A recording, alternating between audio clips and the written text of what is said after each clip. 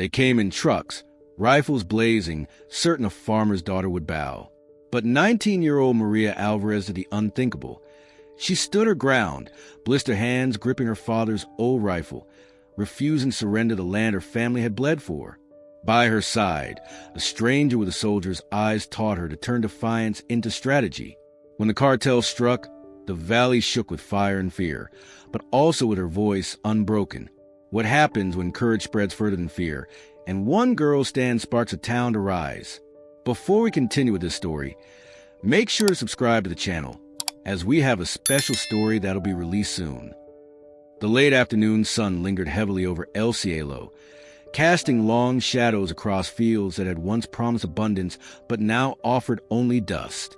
The soil lay split in jagged veins, dry and brittle beneath Maria Alvarez's boots as she moved along the rows with a bucket in hand. She bent to check the roots of a corn stalk, though she already knew what she would find: shriveling leaves, stems that had fought too long against heat and hunger. The drought had hardened the land, and with it the lives of those who depended on it.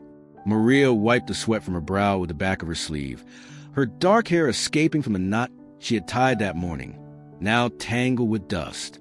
She did not flinch at the sight of decay. She had grown used to it.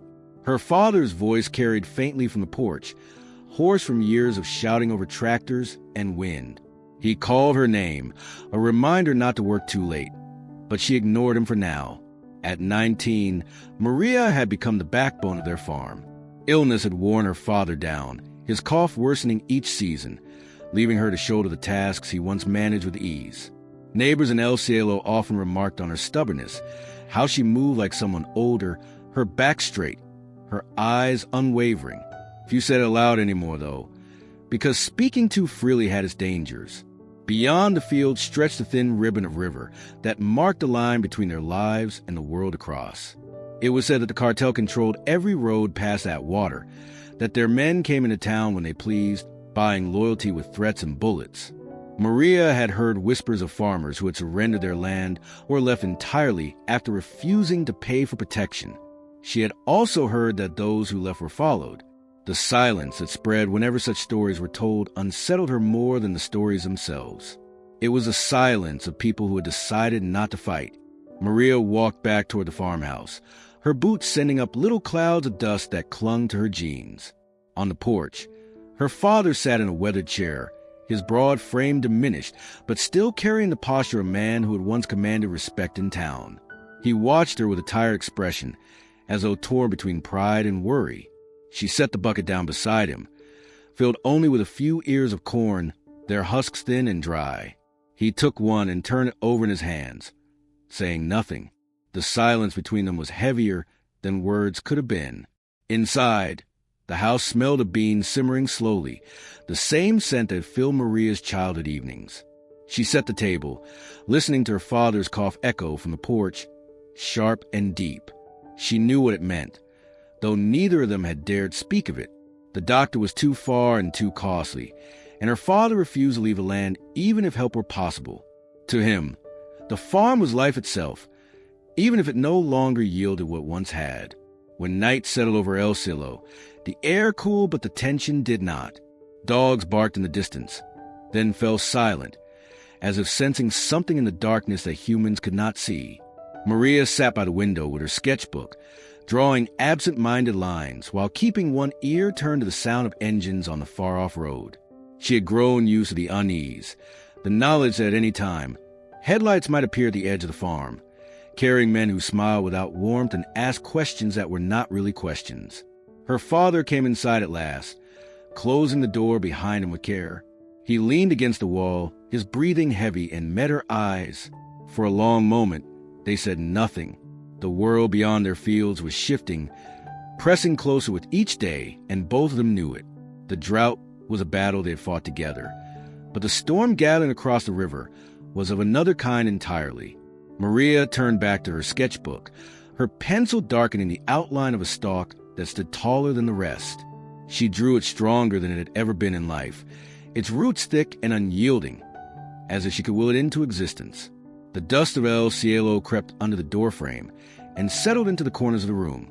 It coated the table, the chairs, the simple life her family had built. It reminded Maria of the weight pressing down on them, of the fragility of their home. Yet in that stillness, she also felt the quiet resolve rising within her.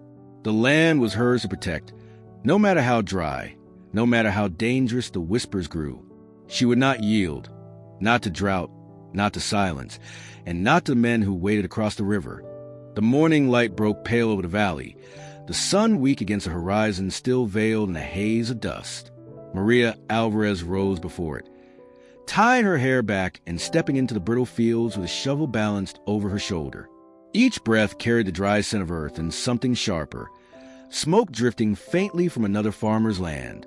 She paused, listening to the distant groan of an engine along the road that cut through El Silo, a sound that had become too frequent to ignore.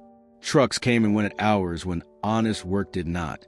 Men rode in the back, rifles slung casually, their laughter carrying across the stillness. She bent to mend a section of fence where cattle had pressed too hard against weakened posts. Her hands worked quickly, practice from years of tending to land, but her mind was elsewhere.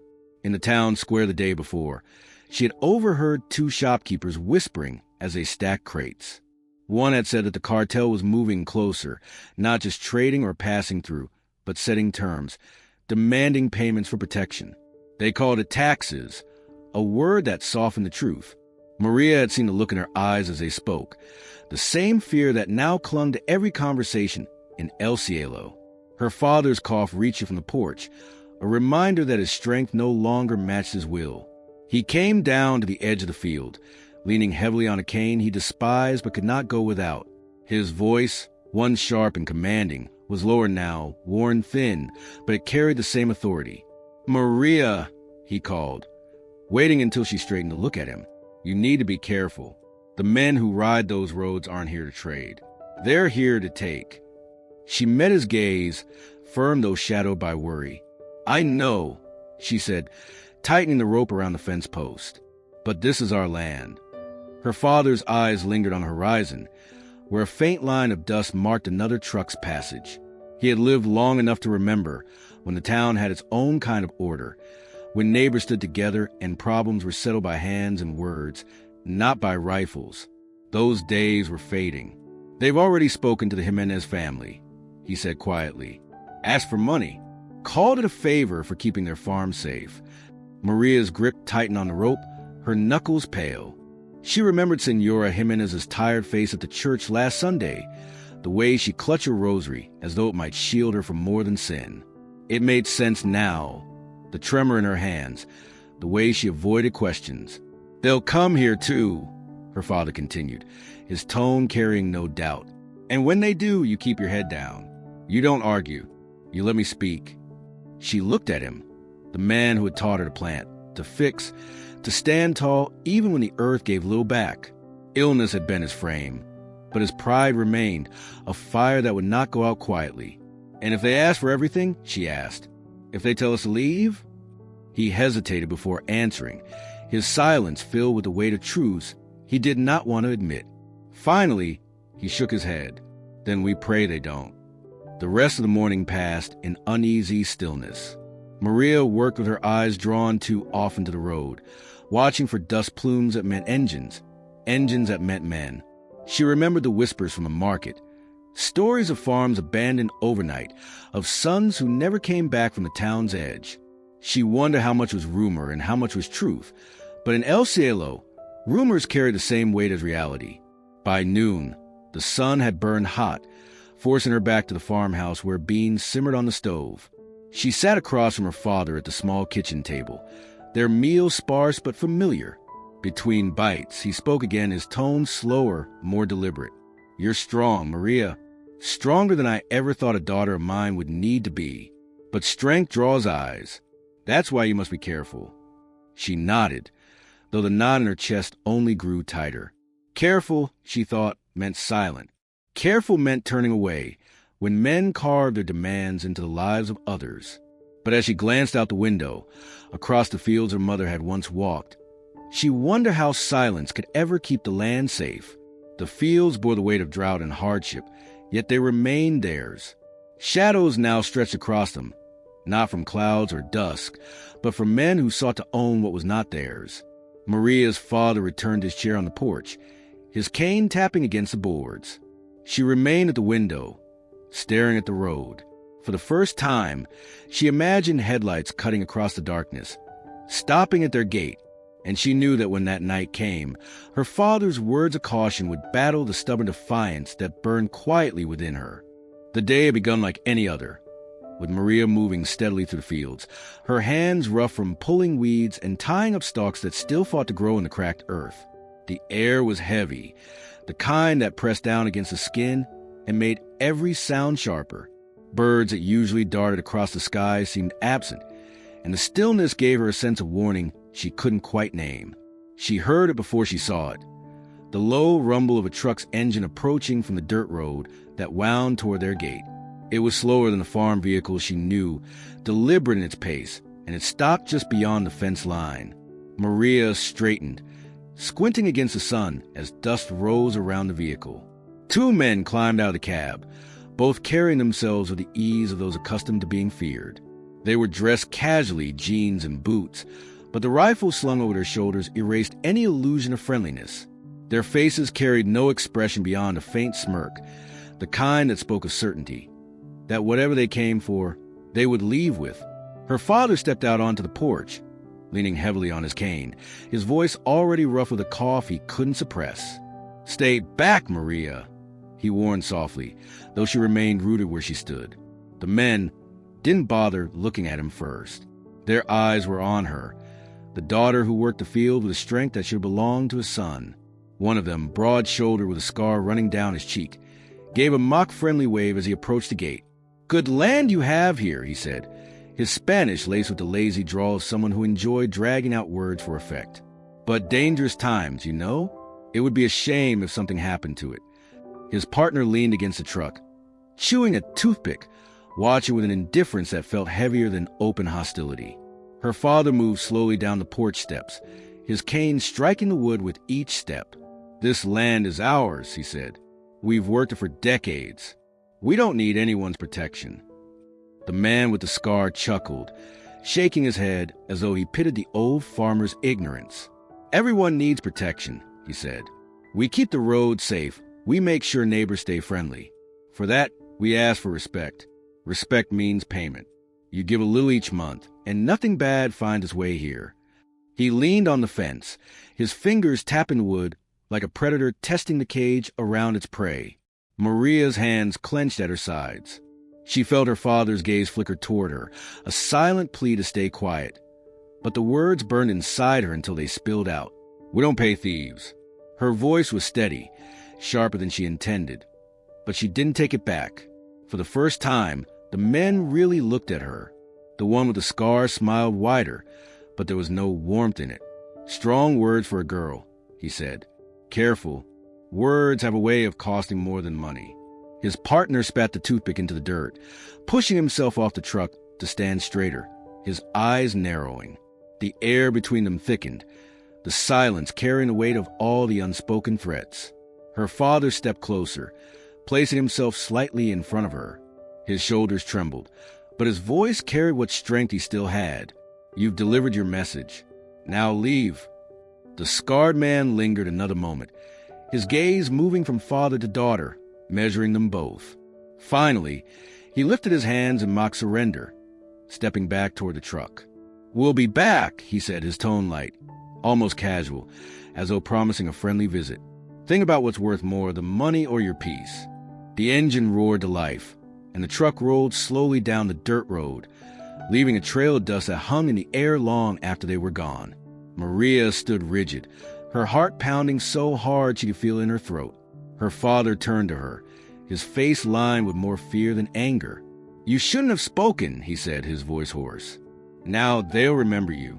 Maria looked back at the empty road, the echo of the truck fading into the distance. "Let them," she said quietly. "I'm not afraid of men who only know how to take." Yet as she turned toward the farmhouse, she felt the weight of what she had done. She had planted something that would grow faster than any crop in their fields. Conflict, the kind that would not be ignored. The marketplace of El Cielo buzzed with its usual rhythm, vendors calling out the price of melons stacked in uneven pyramids, the clatter of crates being shuffled, and the thick scent of roasted corn mixing with the dust that never quite settled. Maria moved through the narrow aisles with a basket balanced against her hip, her father's list folded neatly in her pocket. She had walked these same paths since childhood, buying spices from the butcher's wife, bartering for seed when the season was good, exchanging greetings with neighbors who had known her since she was small enough to run between stalls. But today the air felt different, charged with an unease she could not ignore. At first, she thought it was only her imagination. The cobbler looked up from his work, met her eyes, and then bent quickly back to his leather, as if the shine of the boot in his hands suddenly mattered more. Senora Jimenez, who had always insisted on pressing an extra handful of peppers into her bag, turned away the moment Maria approached, her hands busy arranging baskets that were already aligned. A group of young men who normally teased her with harmless jokes about her stubbornness fell silent as she passed, one of them kicking idly at the dirt to avoid her gaze. Maria walked slower, her fingers tightening around the basket's handle. She felt the shift around her like a ripple in water. The way voices dropped when she drew close, how backs turned quickly as though they had forgotten her name. It was not indifference. It was fear, sharp and deliberate, and she knew the reason for it. Word of the visit at the farm had traveled faster than the truck's dust could settle. Everyone knew she had stood against the cartel men. Everyone knew she had refused. She paused at the fruit stand, reaching for tomatoes, but the vendor busied himself with tying a sack, pretending not to see her hand waiting with coins. When she cleared her throat, he glanced up, his smile strained and forced. "Out of tomatoes today," he said, though the pile of red fruit sat fresh and gleaming just inches away. Maria withdrew her hand, sliding the coins back into her pocket, her cheeks burning though not with shame.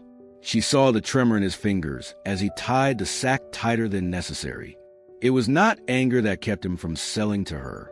It was a desperate need to distance himself from her defiance. Her steps carried her deeper into the marketplace, past stalls where she had once been greeted with warmth.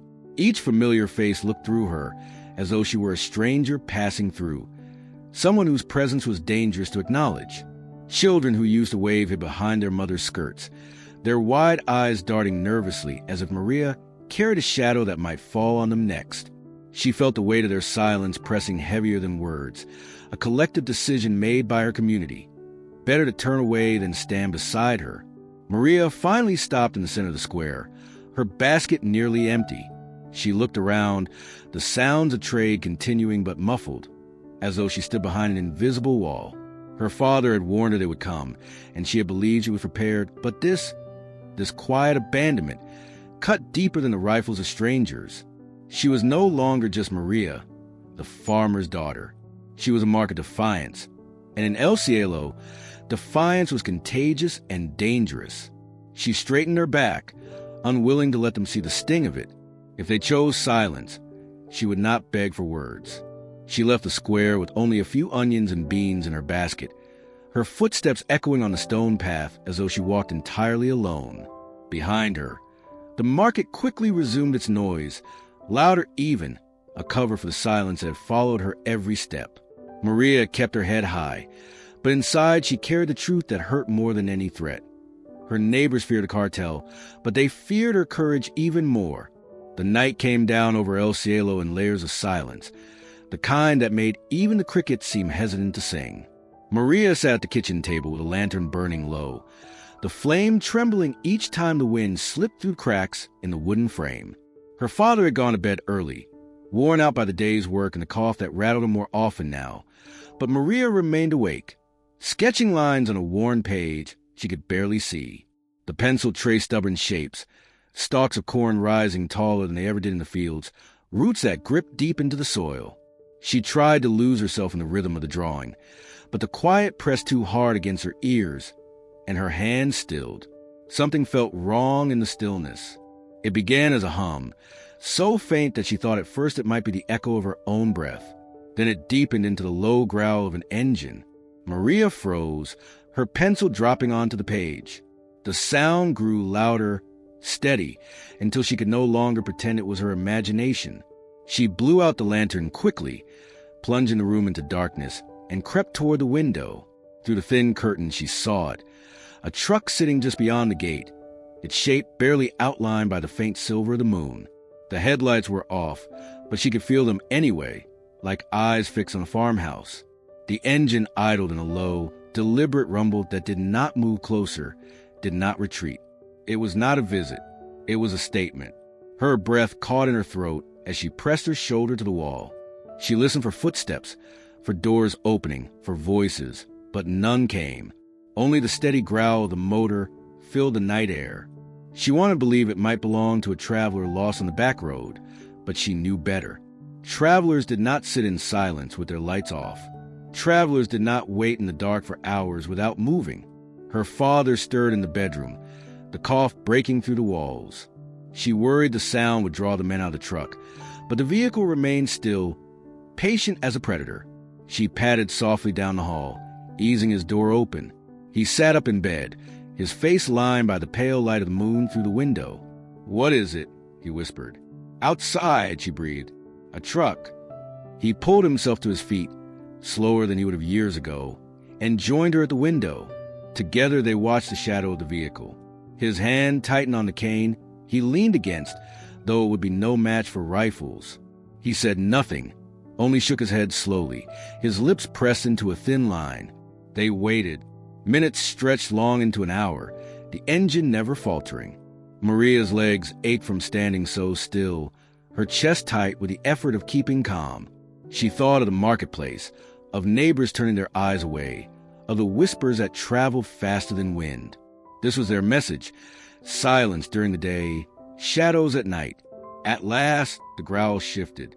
The truck backed slowly down the road, the sound fading inch by inch until the night swallowed it completely. Darkness returned, but it did not bring relief. The absence of the engine was almost worse, leaving her with the pounding of her own heartbeat and the hollow knowledge that the truck would return. Her father placed a hand on her shoulder, the weight of it heavy but steady. "They want you afraid," he said softly. "That's how they win."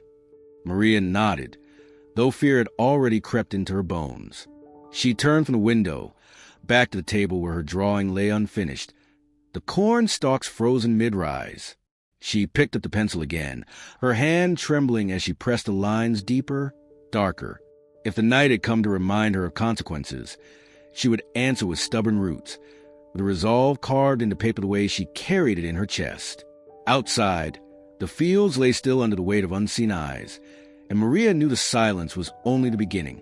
The morning began with the usual rhythm, roosters calling across the valley, and the first thin light stretching over the hills. Maria stepped out of the farmhouse with her father's coffee still steaming in her hand, the cool air a small mercy before the sun would turn the land into fire. She walked toward the corral where the cattle usually gathered, expecting the soft lowing of animals waiting to be fed. But what met her instead was silence, broken by the distant rustle of movement in the fields. She stopped, her eyes narrowing as she realized the corral was nearly empty. The gate hung crooked, its chains severed clean through. Her heart dropped. She ran forward, the dust rising beneath her boots, and knelt beside the gate. The lock had not been broken by accident, nor by the strength of an animal. The metal was cut sharp, as if sliced by heavy bolt cutters. The ground bore the chaos of hooves scattered in every direction, prints leading toward the open fields and the dry riverbed beyond. Her father came out slowly, his cane tapping against the porch steps. "What's happened?" he asked, his voice already tight with suspicion. "The gate," Maria said, lifting the broken chain. "They cut it." He leaned heavily against the fence, his face darkening as he followed the trail of hoof prints. A few cattle still lingered near the corral, restless and uneasy, but most had vanished into the wide land. Losing them meant more than just money. It meant survival slipping through their hands. The herd was the farm's lifeline, a source of milk, trade, and hope. Without it, the ground they fought so hard to keep would become useless. Maria's chest tightened, not just from the loss, but from the meaning written into the act. This was not simple theft. If they had wanted to steal, the men could have loaded the cattle into their truck, driven them away. Instead, they scattered the animals, leaving her family to chase through fields and gullies, to waste time and strength gathering what they could. It was deliberate, a message carved into broken metal and trampled earth. Defiance would be punished. She dropped the chain and stood, brushing the dust from her hands. "I'll bring them back," she said, already moving toward the shed where they kept ropes and feed sacks. Her father's cough stopped her for a moment. "Maria," he said, his voice low but firm, "this isn't about cattle." "I know," she answered without turning, her jaw tight. "But I won't let them take everything from us. Not this." The days stretched long as she tracked the scattered herd.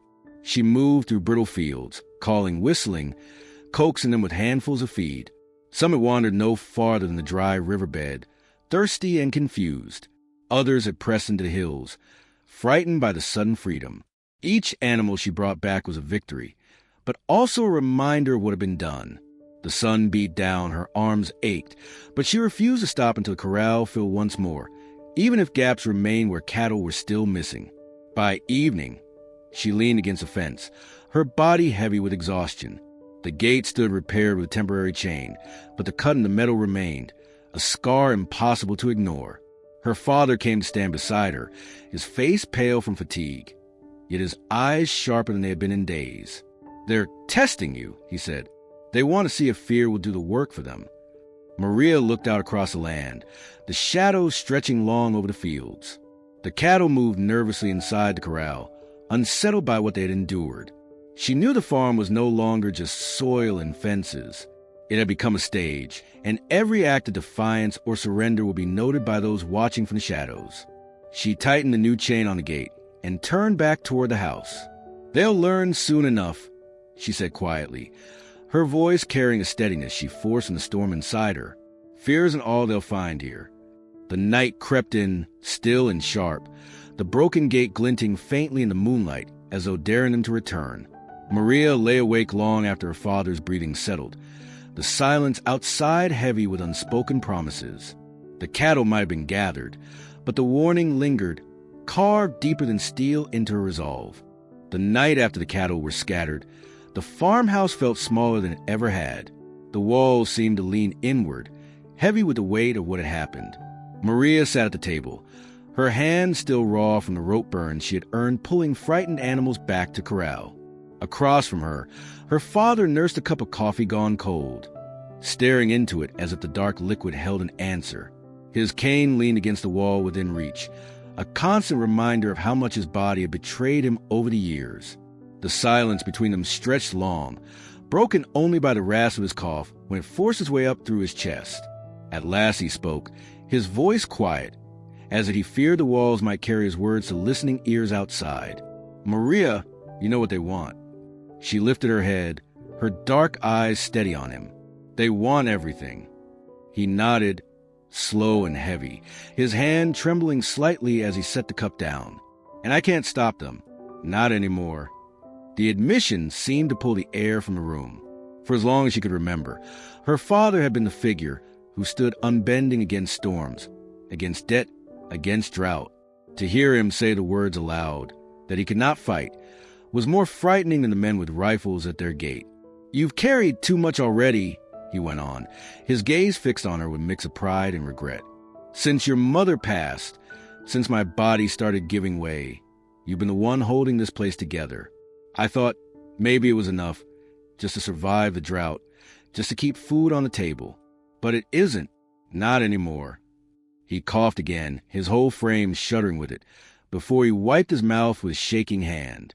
"They'll come back, and when they do, it will be you they look at, not me." Maria straightened in her chair, her throat tight. "I'm not afraid of them." His eyes softened, though the corners of his mouth pulled into a grim line. "You should be. Fear is what keeps people alive." He leaned forward slightly, his voice rough. "But I know you. You won't bow your head. And maybe that's the only chance this farm has left." She wanted to argue, to remind him that it was his land, his fight, that she was still his daughter, not a soldier. But she could not ignore the truth written into his hunched shoulders, the way his fingers curled around the edge of the table for support. He no longer had the strength to stand against what was coming. The land demanded a defender, and that role had fallen to her, whether she wanted it or not. Her father reached across the table, his hand covering hers, rough and warm despite the tremor in it. "I hate that it comes to this. A daughter should not carry the burden of war. But the land, This land is in your blood.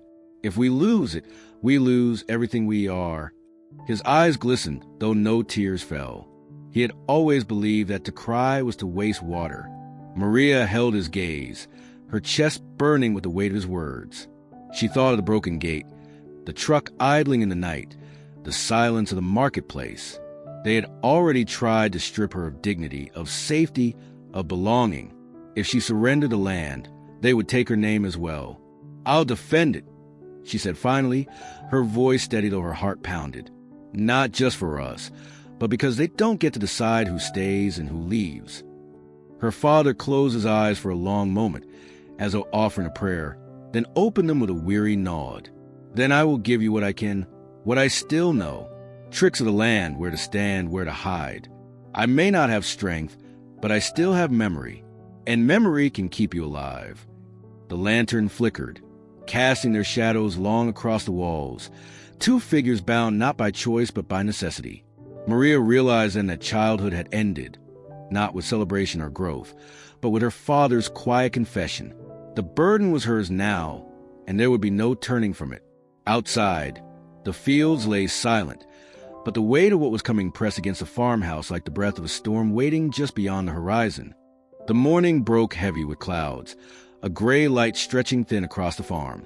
Maria had woken early, restless, and decided to tend to the barn before her father stirred. The smell of hay and livestock greeted her as she slid the heavy door open, the familiar creak echoing into the stillness. She moved between the stalls, scattering feed, brushing down the animals, trying to steady her thoughts after another uneasy night. It was routine, the kind of work that kept her hands busy even when her mind refused to rest. She bent to gather hay from the stack in the corner, tugging at the dry stalks bundled tight. As she pulled one bale forward, something slipped loose and fluttered to the ground. At first she thought it was a scrap of paper left behind by a farmhand, but the sight of dark ink scrawled across it stopped her cold. She set the hay aside and picked up the folded sheet, the edges stiff with dirt and straw. The handwriting was jagged, careless, as though carved into the paper more than written. She read it once, quickly, then again slower, her stomach tightening with each word. The message was short, brutal in its simplicity. Asterisk, pay what you owe, or next time we don't scatter your cattle. Next time we burn what you love. You have 1 week. Asterisk. Her fingers trembled as she held the paper, but her jaw locked tight. She turned it over, looking for a signature, a mark, anything to reveal the hand behind it, but the page offered nothing more, just the words, cold and certain. She could almost hear the voices of the men from that first visit, their smirks hidden between the lines. The barn felt different now. The dust and the beams above seemed heavier, the silence sharper. Every creak of the wood made her think someone was still near, watching to see if she had found their message. She tucked the note against her chest and hurried back to the house, her boots striking the dirt floor harder than she meant. Her father was at the table, coughing into his handkerchief when she entered. She laid the note down in front of him without a word. He picked it up slowly, his eyes narrowing as he traced the jagged letters. By the time he finished, his face was as pale as the paper itself. "They want us to pay," he said finally, his voice hoarse. "They want us gone," Maria answered. "Money's just the excuse." He leaned back in his chair, the wood groaning beneath him. His hand shook as he folded the note, pressing it flat with trembling fingers. "This is how it starts," he said. "First threats, then fire. I've seen it before." Maria crossed her arms, her eyes steady though her chest burned with anger. "Then we don't give them what they want. Not a peso." Her father looked at her, torn between pride and fear. "They'll destroy us if we don't. Do you understand that? They don't bluff." She turned toward the window, staring out at the fields where the cattle grazed nervously within the patched corral. "Let them try," she whispered, more to herself than to him. "This is our land. They'll have to take it from my hands." The note lay on the table between them, its presence filling the room with a weight heavier than stone. It was more than a threat. It was a line drawn in the dirt, daring them to cross. And Maria knew with absolute certainty that she already had. The first light of dawn stretched across the horizon, painting the fields in pale gold as the farmhands gathered near the barn. Their faces were drawn, tired from nights of unease, and their voices low, carrying the weight of rumors that had already reached them. Maria stood apart from them at first, the crude note folded tightly in her fist, the words inside cutting into her palm like blades. She could still feel the roughness of the paper against her skin, could still hear her father's cough when he read it and admitted aloud what she already knew. The cartel would not stop until they owned everything. The farmhands glanced at her when she stepped forward, some expectant, others wary. They were older men, most of them, men who had worked the land for decades and learned a hard lesson that survival often meant silence. Their eyes avoided hers, as if the less they knew, the safer they might be. But she would not allow silence to rule. She had spent the night turning the decision over in her mind, pacing the farmhouse floor while her father slept fitfully in his chair. And now, as the morning opened, her choice was clear. Maria walked the center of the yard, the note clutched in her hand. She carried with her a small metal tin, the kind her mother had once used to burn dry herbs. She set it down on the packed dirt, striking a match against the box with practiced ease. The flame flared in the still air, trembling but alive. She unfolded the note slowly, her eyes scanning once more the jagged handwriting that promised destruction if they did not pay. Then, without hesitation, she held it to the flame. The paper caught quickly, curling black at the edges, the letters vanishing in a hiss of fire. The farmhands shifted, some gasping softly, others stepping back as though afraid the fire itself would invite punishment. Maria did not flinch. She dropped the burning page into the tin and watched it fold into ash. The smoke lifted into morning light, thin and defiant, a signal for anyone who might be watching from the road. "No one owns this land but us," she said, her voice carrying across the yard, strong in the quiet. "Not the cartel. Not anyone. They think they can scare us into giving it away, but they're wrong. I will not pay them. I will not bend to them. This is our home, and I will defend it." Her words cut through the silence, sharper than any blade. The men shifted uneasily, their eyes darting between each other, but none dared speak against her. They had families to protect, mouths to feed, and they had all seen what happened to those who resisted. Yet even as their fear lingered, there was something in Maria's stance that forced them to look at her differently. She was no longer just a farmer's daughter, working the fields with her father's tools. She stood with a fire that matched the one she had set in the tin, a flame that refused to be smothered. Her father appeared in the doorway, leaning heavily on his cane, his eyes tired but burning with pride. He had said the burden was hers now, and she had accepted it. By burning the note, she had declared war in a place where war was spoken of only in whispers. She knew it, and he knew it. The ash swirled upward, caught in the light of the new day, and Maria held her head high. The cartel's message had been delivered, so had hers. The farmhands returned slowly to their work, their movement stiff. But not one of them could forget the sight of the girl standing in the dawn, fire at her feet, her voice steady against the silence that had ruled the town for too long. What she had done could not be undone, and the consequences would come sooner or later. But Maria no longer feared the waiting. She had chosen her side, and she had spoken her vow. The land would not be surrendered, not while she still drew breath. The morning sun was barely over the ridge when Maria stepped into the fields with a bucket of feed balanced against her hip. The air was already warm, the kind of heat that promised another long day of labor, but she welcomed the routine. Work steadied her, gave her something to hold on to when everything else threatened to spin out of control. The cattle moved restlessly near the corral, still uneasy after the last scattering, their heads lifting at every sound from a road. Maria spoke to them softly as she poured the grain, her voice calm, though her eyes lingered on the horizon. The road beyond the fence had grown busy in ways it had never been before. Trucks came and went at hours when honest farmers were still in bed, headlights flashing through the night like watchful eyes. She had learned to live with the noise, but that morning the silence before the rumble was worse. It was sudden, sharp. The air itself seemed to pause before the sound of an engine roared down the dirt path. Dust billowed up in a violent cloud as a pickup sped toward the farm, faster than any vehicle had reason to move. Maria straightened, her hand instinctively tightening on the bucket's handle.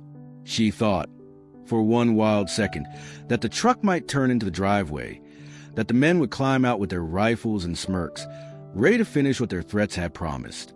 But it didn't slow. It came charging past the gate, tires spitting gravel. And then the gunfire began.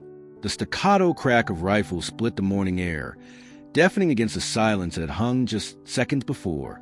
Maria dropped the bucket, the grain spilling in a scatter across the dirt, and threw herself to the ground. Dust flew up around her as bullets struck the earth inches from where she had stood. The cattle bellowed, crashing against corral rails, their panic rising with every shot. She pressed herself flat, her cheek against the dry soil, the metallic scent of bullets tearing into the dirt, filling her nose.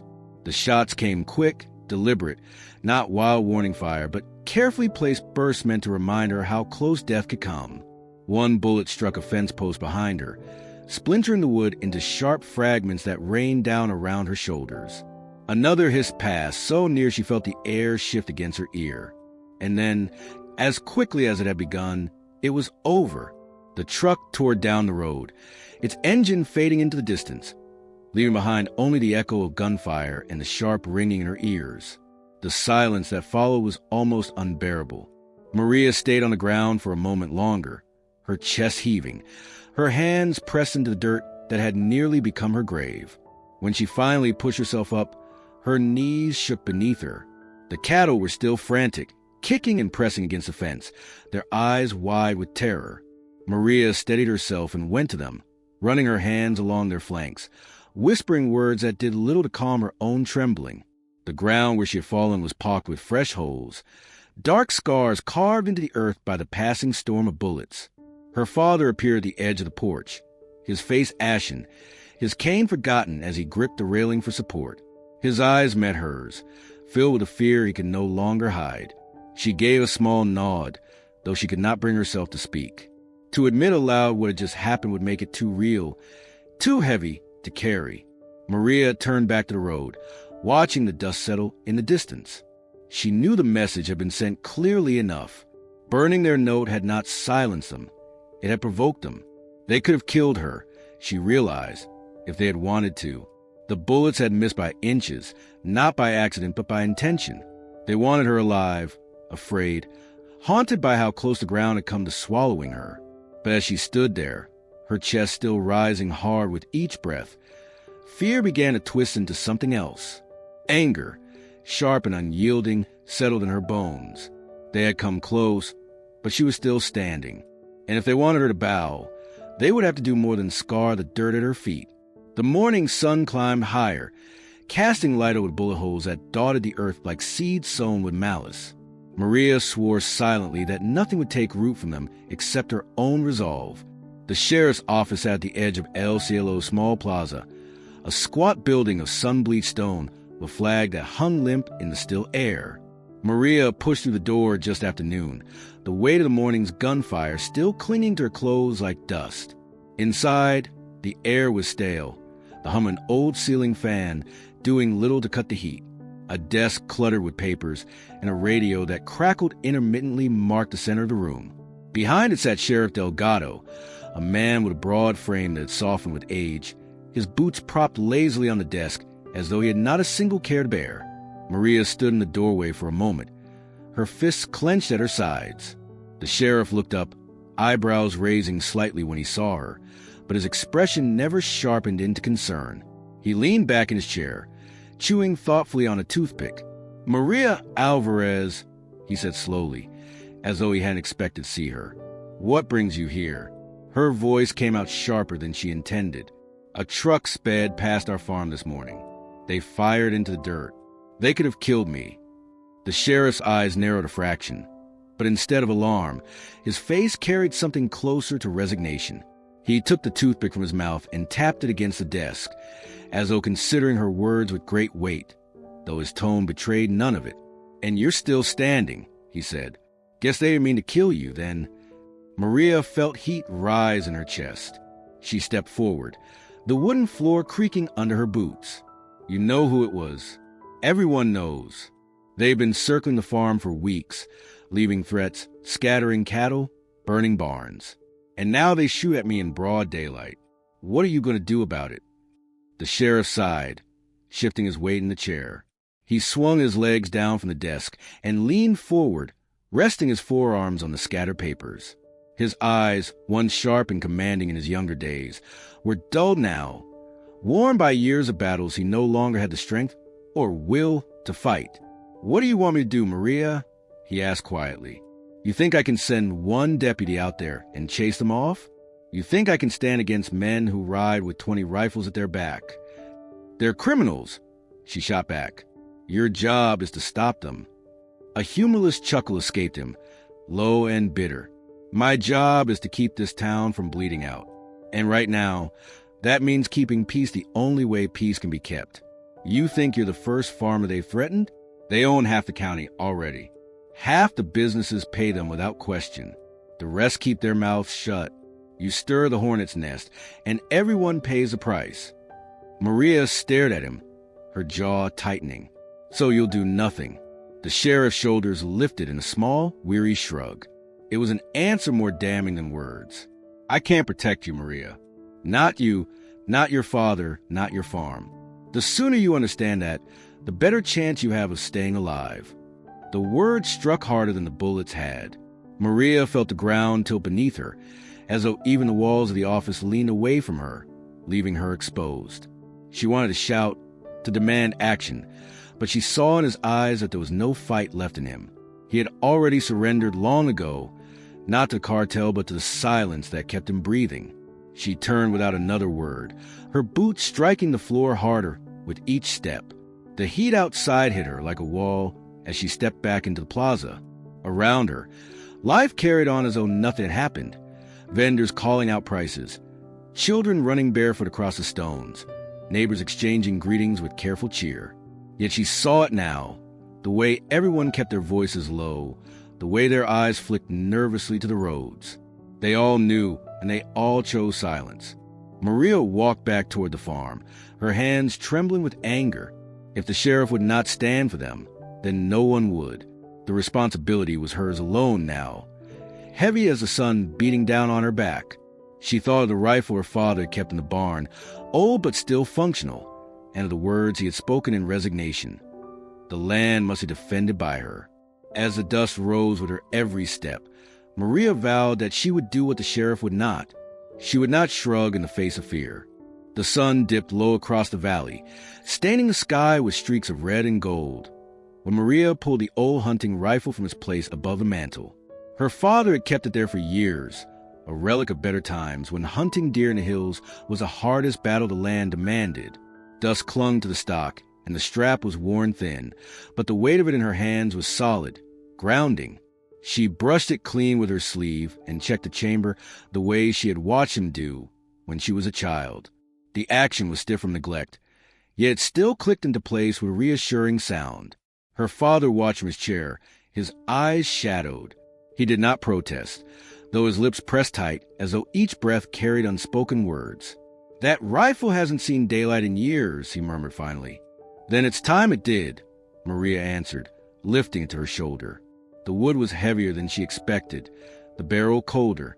She adjusted her grip, tested her aim toward the window, and then lowered it again. "If no one else will guard this land, I will." The first night she walked the perimeter of the farm. The air was so quiet she could hear her own heartbeat in her ears. The cattle shifted nervously in their corral, still unsettled from the gunfire days before. She moved along the fence line with deliberate steps, the rifle slung across her chest, her eyes scanning the horizon where the road disappeared into shadow. Every gust of wind through the corn stalks felt like movement. Every rustle of leaves made her tighten her grip. Yet with each lap around the fields, the fear began to settle into something sharper, resolve. When dawn came, she was still walking. Her father met her on the porch, leaning on his cane, his face pale but proud. "You've been out all night," he said, the cough catching in his throat. Maria nodded, adjusting the strap on her shoulder. "And I'll be out every night after." The days turned into a rhythm she had never known before. By morning, she tended to the chores, feeding animals, hauling water, working the soil. By evening, when the sun dipped low, she took up the rifle again and walked the land until exhaustion forced her back inside. She slept only in short bursts, her dreams restless with visions of trucks idling in the dark and bullets tearing through the earth at her feet. But each time she woke, she picked up the rifle again. Neighbors began to notice. Some glanced away when they passed on the road, quickly averting their eyes, as if acknowledging her defiance might draw danger to them as well. Others whispered quietly when she entered the marketplace, their words carrying a mix of admiration and fear. A young boy, no older than 12, once lingered near her family stall, staring wide-eyed at the weapon slung across her back. His mother pulled him away sharply, hissing that he should not stare, but Maria saw in the boy's gaze something rare in El Cielo: hope. Her father tried now and then to suggest she rest, but he never pressed the matter. He knew as well as she did that rest was no longer a luxury they could afford. One evening, as she cleaned the rifle by lantern light, he sat beside her, his hand resting lightly on her shoulder. "You remind me of your mother," he said softly. She never bowed her head either. Maria looked at him, her throat tight. She did not reply, but the words stayed with her through the long hours of watching the fields. The nights grew darker, the threats heavier, but Maria stood each time. The land was no longer just rows of crops and fences. It was a battleground, and though she was only one, she walked it with the weight of generations at her back. In the silence of the fields, under the vast spread of stars, the farmer's daughter stood with her rifle, refusing to let the shadows take what was not theirs. The hills around El Cielo had always stood like silent sentinels, their rocky slopes rising just beyond the fields, dotted with scrub and mesquite. To Maria, they had been part of the landscape since childhood, a place where the sun lingered longest before it disappeared, where coyotes howled and shadows stretched deep into the gullies. But now, as she patrolled the field with her father's rifle slung across her shoulder, she began to feel those hills differently. It was no longer the wild creatures she feared watching from above, but men, the kind of men who did not need to be close to make their presence felt. On her second week of walking the land, the feeling became undeniable. The air held a tension she could not name, as though every movement she made was being measured. She would pause mid-step, her eyes drawn instinctively toward the ridge where the rocks broke the horizon. Nothing moved, no voices carried, yet the silence itself seemed heavier there, deliberate. Her father noticed her glances, but said nothing, only tightened his grip on the cane whenever he joined her at the porch to watch. One evening, as dusk faded into night, Maria climbed the western slope with the rifle cradled in her arms. She told herself it was only to reassure her mind, to prove there was nothing in the hills but wind and stone.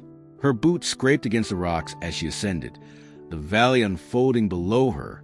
From that height, the farm looked small, fragile, the corral a patchwork against the vastness of land. She crouched at the ridge's edge, scanning carefully. For long minutes, there was nothing but the rustle of dry grass. Then, faintly, she caught it, the metallic glint of something in the last light of the sun, gone as quickly as it appeared. Her breath caught. It could have been a rifle scope, or perhaps only the reflection of stone, but the certainty in her chest told her otherwise. Someone had been watching. She stayed low, her heart hammering, until the night swallowed the hills. When she finally descended, her father was waiting at the porch, his face unreadable. She did not tell him what she had seen. He was sick enough without the burden of new shadows. The watchers did not reveal themselves, but their presence grew clearer each night. Sometimes she heard the faint crunch of loose stone high above, carried by the wind. Other times she sensed the weight of eyes tracing her path, never close, never careless. Whoever they were, they kept their distance. It was not the brash aggression of the cartel men who rode into town firing into dirt. This was patience, study, a kind of watchfulness that did not yet mean harm, though it carried the power of it. Maria wondered if they were waiting to see her falter, to see fear bend her shoulders and drive her back inside the farmhouse. But she did not falter. She walked the fields each night with her head high and her grip steady on the rifle. When exhaustion tugged at her bones, she forced her steps to continue. When dread whispered at the back of her mind, she pressed it down with anger. She would not let shadows drive her from the land. High in the ridge, unseen eyes tracked her determination. To those men, whoever they were, she was no longer just a farmer's daughter. She was something else. Unyielding, unbroken. Too stubborn to surrender even when left alone against the weight of power. They spoke little. Their words carried in low murmurs between them, but in the quiet of the hills, respect began to root itself among their caution. She was young, a woman standing where most men would not, and she carried herself with a resolve they could not ignore. Maria could not know it yet, but her defiance had reached beyond the fence line of her farm. It had caught the attention of those hidden in the hills, and though their intent remained clouded, they had begun to measure her not as prey, but as someone worthy of notice. The land itself seemed to hold its breath, waiting to see what would come of the eyes in the hills, and the girl who refused to bend. The bells of the small church in El Cielo rang just after sunrise, their sound carrying through the dusty streets, calling the townsfolk to gather. Maria walked beside her father, steadying him as they crossed the plaza. He leaned more heavily on his cane than he wanted to admit, his breath shallow as they made their way toward the whitewashed building that had stood in the town for generations. Sundays had always been a ritual for them, a chance to stand shoulder to shoulder with neighbors, to exchange greetings, to pretend for an hour that life was more than toil and hardship. But even before they reached the doors, Maria sensed that the rhythm had changed. People lingered in groups near the entrance, murmuring softly, their eyes darting in quick glances. Maria felt the stares land on her, then slide quickly away. Mothers nudged their children to the side. Men clasped their hats more tightly in their hands. The air was heavy with the weight of unspoken things. Her father pressed on, his jaw tight, as though he could still carve a place for them with sheer will. Maria kept her eyes forward, refusing to acknowledge the way conversations hushed as they passed. Inside, the cool shadow of the church should have offered comfort, but instead it felt colder than the fields at dawn. They slipped into a pew near the front, as they always had, but the seats behind them remained empty even as the rest of the benches filled. Maria glanced back once and caught sight of a family she had known since childhood. The mother quickly turned her face, pretending to study the hymn book, while her husband shifted awkwardly, refusing to meet Maria's eyes. The priest's voice rose from the altar, calm and practiced, speaking of forgiveness, of courage, of faith tested in times of trial. But his words felt distant, detached, as though he too was careful not to touch the truths everyone carried inside them. Maria listened, her hands folded tightly in her lap, her gaze drifting across the congregation. These were the same people who had shared their bread with her family during hard seasons, who had joined them in celebrations, who had laughed and sung beneath the same roof. Now their eyes avoided hers with the same deliberate precision, as if her presence alone carried danger. When the service ended, the parishioners filed out into the bright morning, their voices once again rising in chatter. Maria and her father lingered, waiting for a neighbor to greet them, for an old friend to shake her father's hand as they once had. None came. Even those who brushed past them offered only a quick nod or a stiff smile, careful not to linger long enough to draw attention. The sheriff's words came back to her in bitter clarity. The cartel owned half the county already, and in El Cielo, ownership meant silence. Her father straightened his shoulders, though she could see how much it cost him. He had always been a man of respect here, someone others turned to for guidance.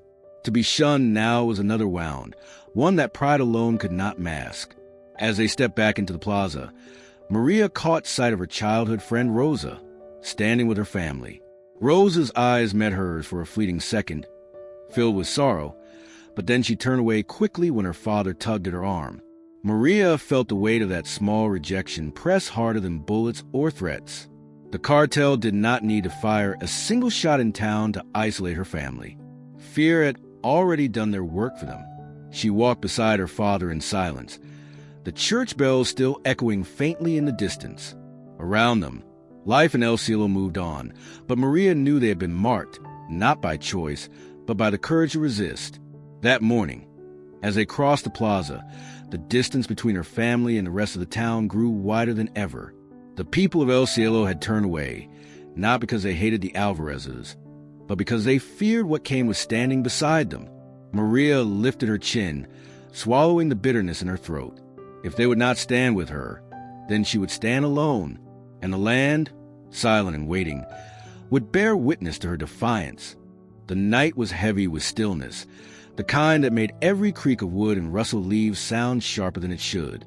Maria had just finished her final round along the fence line, the rifle slung across her shoulder, when she caught the faint smell of smoke.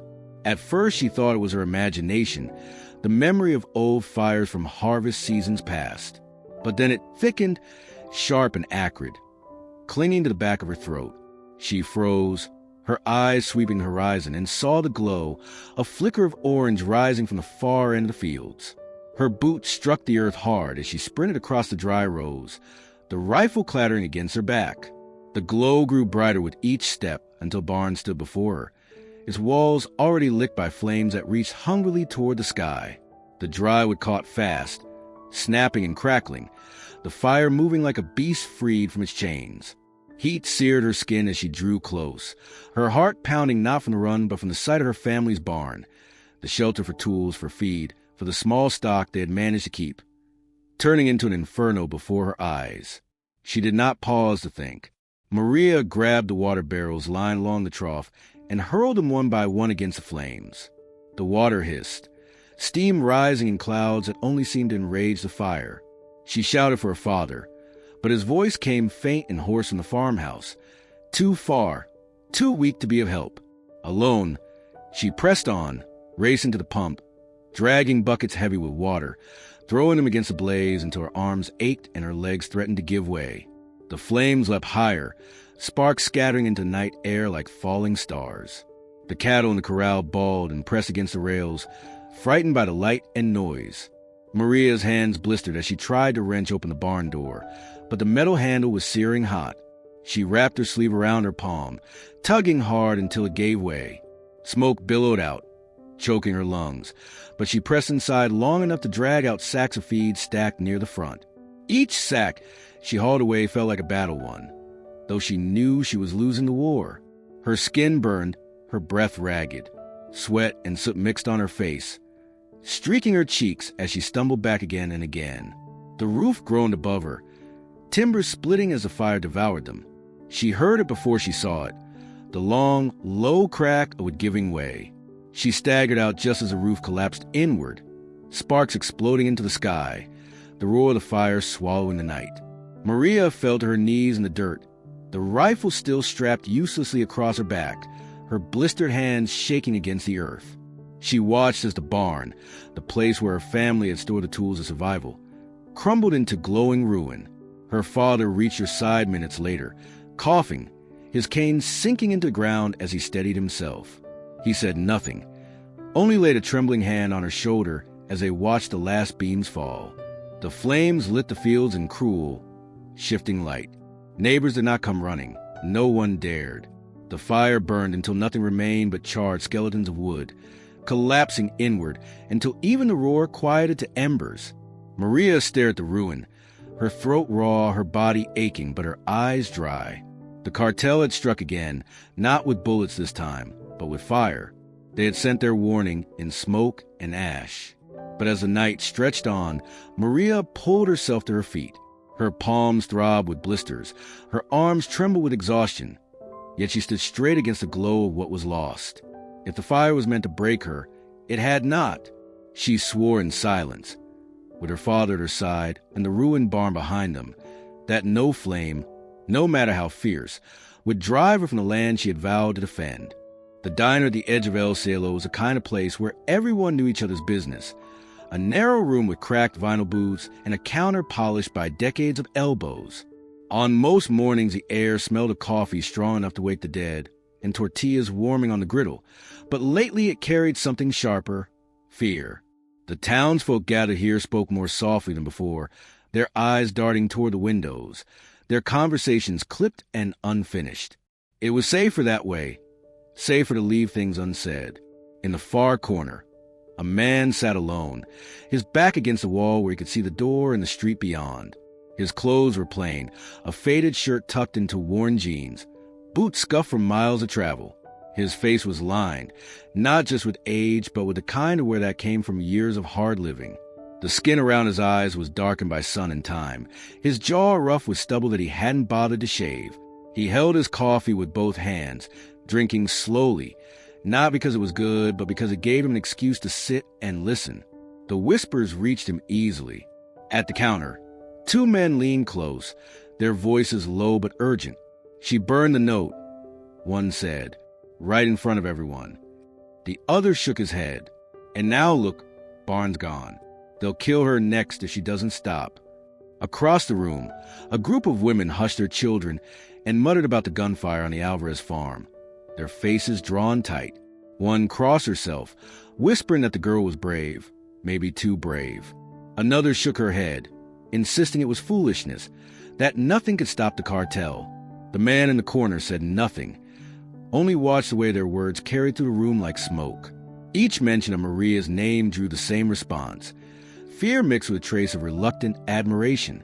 She had done what no one else dared, and now she carried both the burden and the danger of it. He set his cup down, his eyes flicking toward the window where the hills rose in the distance. He had seen girls like her before, in villages half a world away, standing alone where no one else would. Some broke quickly, crushed by the weight of what they faced. Others became something stronger, something the world could not ignore. The door opened and a gust of hot air swept through, carrying the sound of a truck engine fading down the road. For a moment the diner fell silent, every head turning before returning quickly to their plates and cups. The stranger's eyes lingered on the road, then shifted back to the conversations around him. He caught the name Alvarez again, spoken with both warning and awe, and he leaned back in his seat, his expression unreadable. He had come to El Cielo without intention, a man drifting through quiet towns. But here he found something that stirred him. A girl with nothing but a rifle and a stubborn will was holding out against men who commanded fear like currency. The stranger did not smile, but a spark flickered in his eyes as he drained the last of his coffee. He left a few bills on the table, enough to cover his drink and more, and pushed himself to his feet with the slow ease of someone who did not want attention.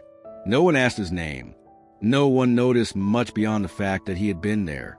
Yet when he stepped into the glare of the midday sun, his gaze turned toward the direction of the Alvarez farm.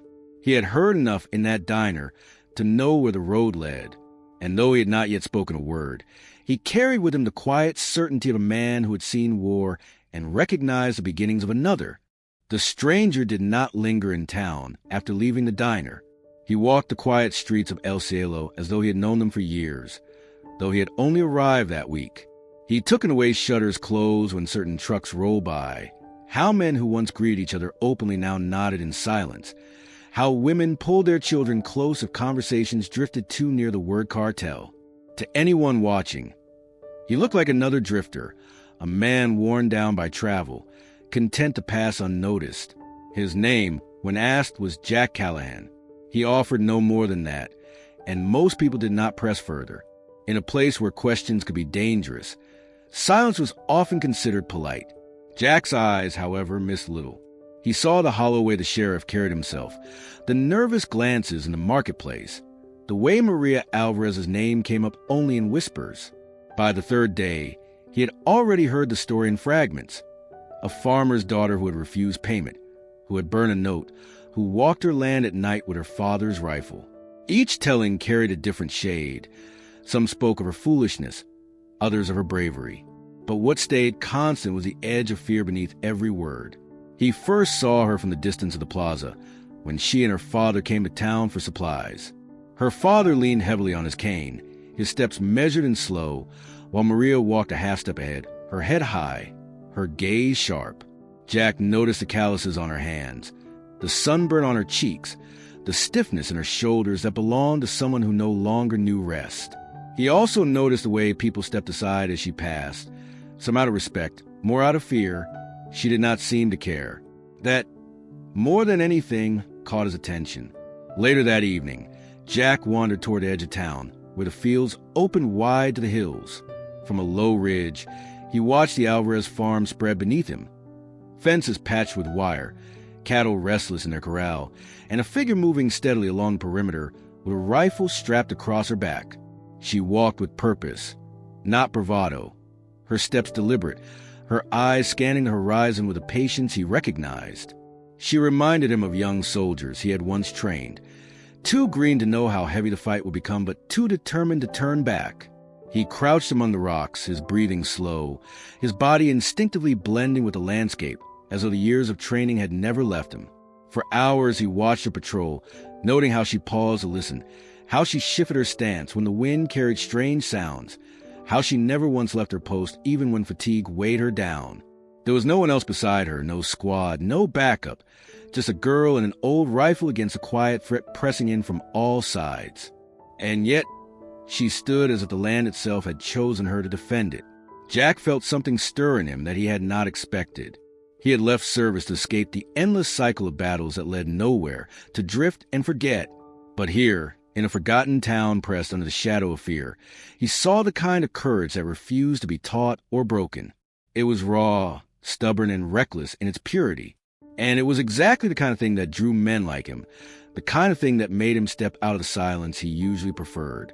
When Maria finally returned to the farmhouse, her father waiting in the doorway, Jack remained on the ridge, the night deepening around him. He told himself he was only observing, only curious, nothing more. But he knew already that curiosity had shifted into something heavier. He had seen countless battles, countless men and women stand and fall, and he recognized the look of Maria's stance, the look of someone who would not bend, even if it cost her everything. Jack Callahan, retired Navy SEAL, had come to El Cielo with no intention of staying. Yet as he turned from the ridge and made his way back into town, he knew the decision was no longer his alone. The girl with the rifle had already drawn him in, not with words, not with pleas, but with the unshakable resolve of someone willing to stand when the world turned away. The afternoon sun hung low, casting long shadows across the Alvarez farm.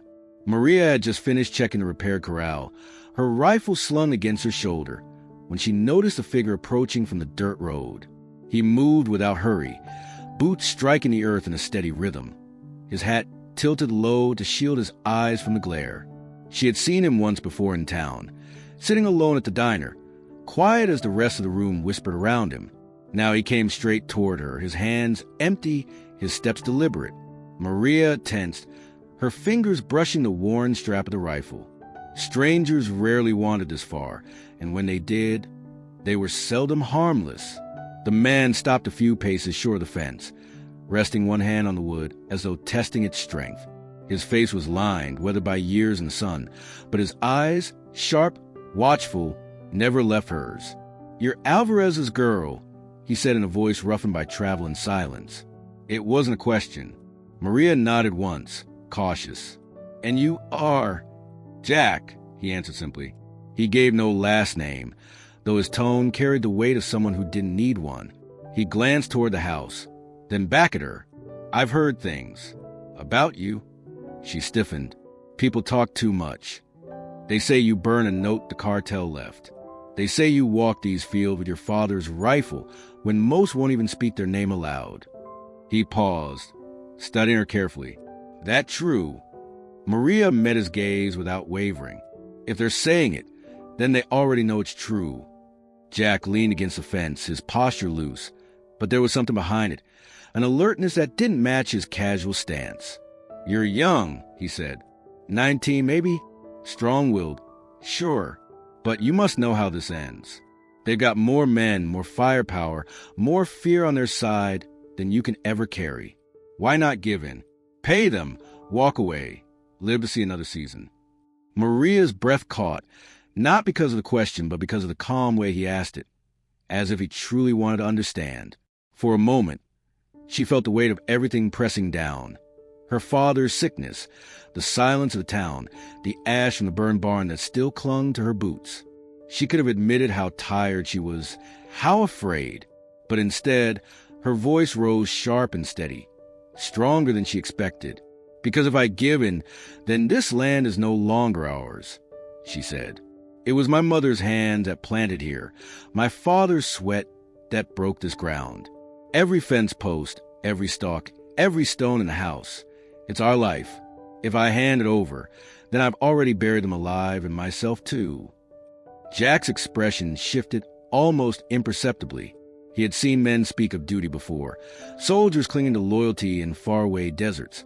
But there was something different in the way she said it. No uniform, no command, no country backing her, only stubborn defiance, rooted deeper than fear. "You're willing to die for it?" he asked quietly.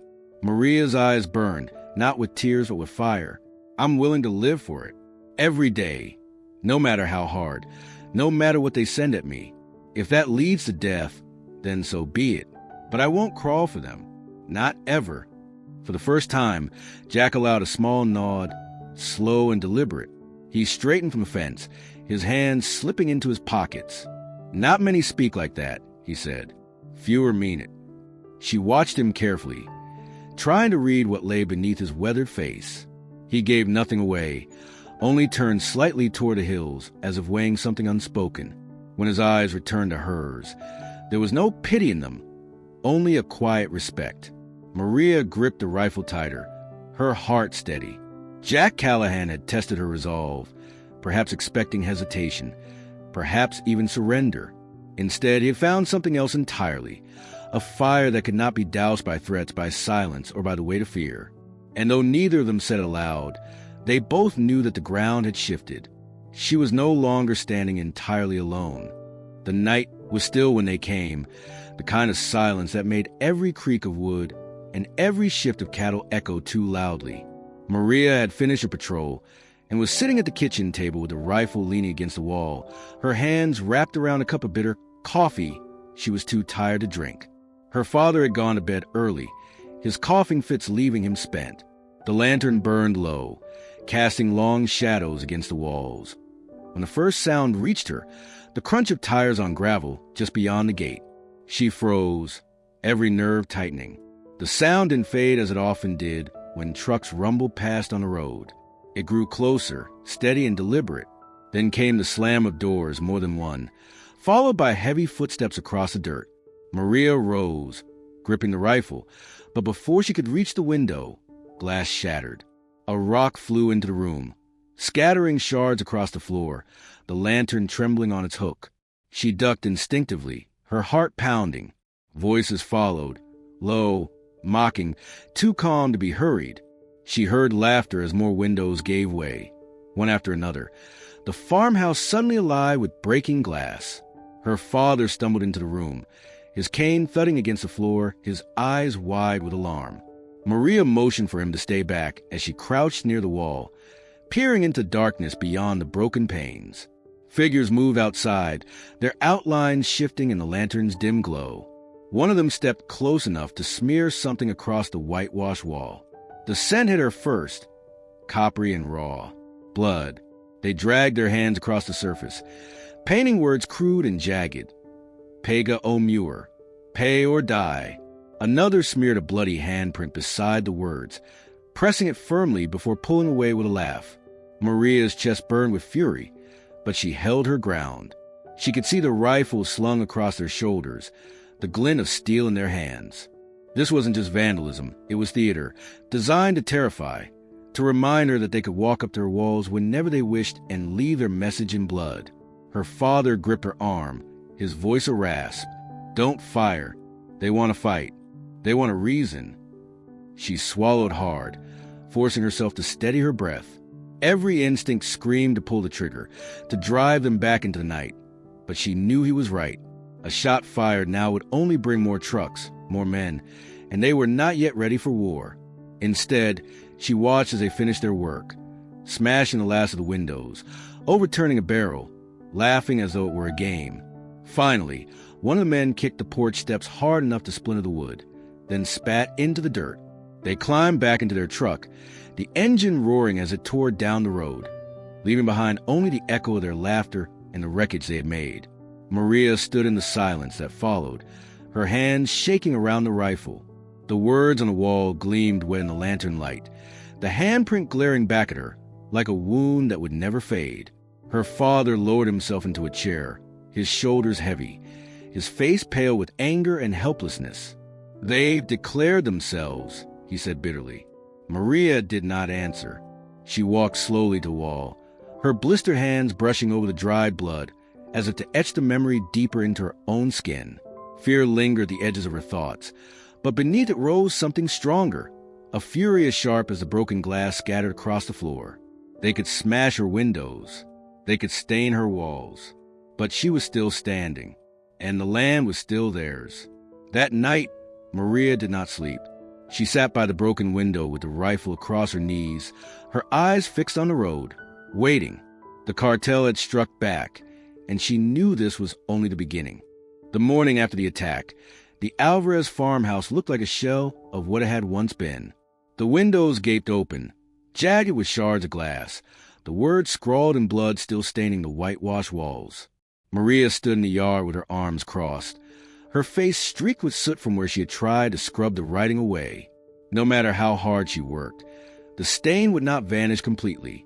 It was a mark, a declaration, and she knew leaving it there was dangerous, but she also knew erasing it would not erase the truth. Her father sat on the porch, silent, his cane resting across his knees. He watched her without speaking, his eyes sunken but steady. She had seen that look before, the same one he wore when droughts had destroyed their crops, when storms had torn through their fields. It was a look of a man who had already accepted what was coming. Maria turned away from him and stepped back into the house. Acceptance would not save them. Action might. She gathered what she could from the shed. Old boards, nails bent but still usable, lengths of wire that had once mended fences. She hauled everything to the front of the farmhouse and set to work.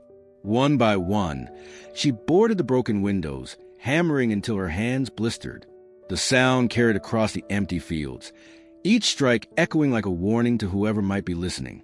She moved from room to room, sealing the house against intruders, her jaw set tight.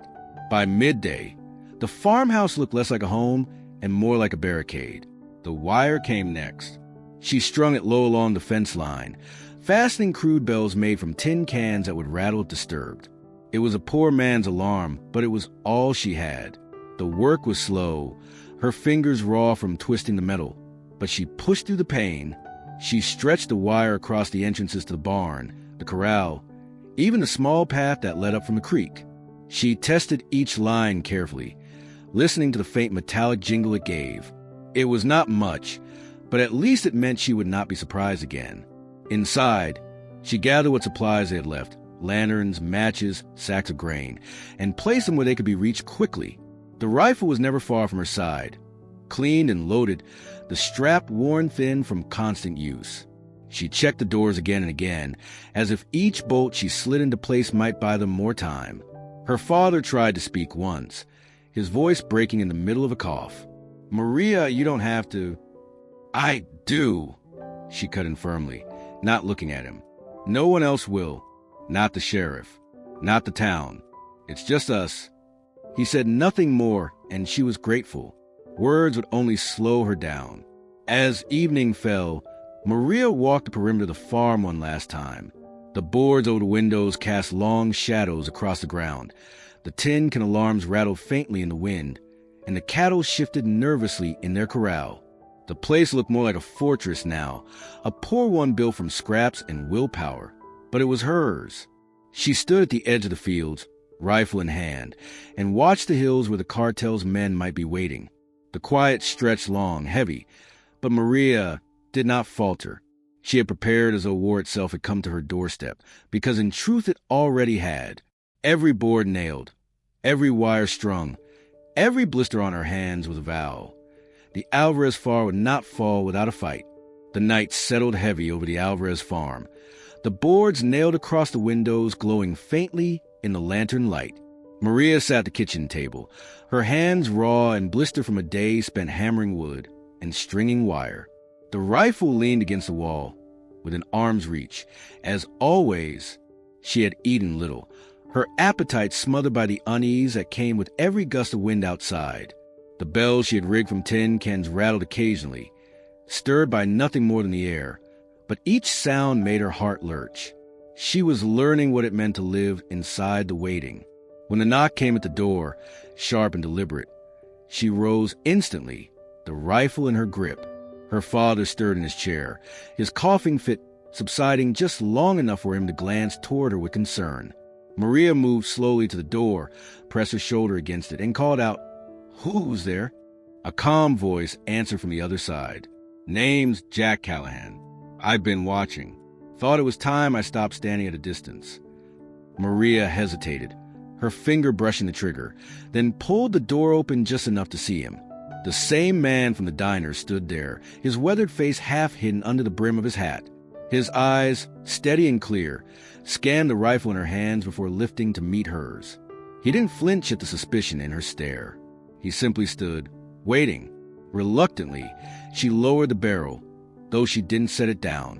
"What do you want?" she asked. Jack stepped inside, removing his hat out of respect. He glanced around the room, taking in the boarded windows, the improvised alarms, the tension that hung like smoke. "You've done more than most men around here would dare," he said. "But if you're going to keep standing against them, you'll need more than grit."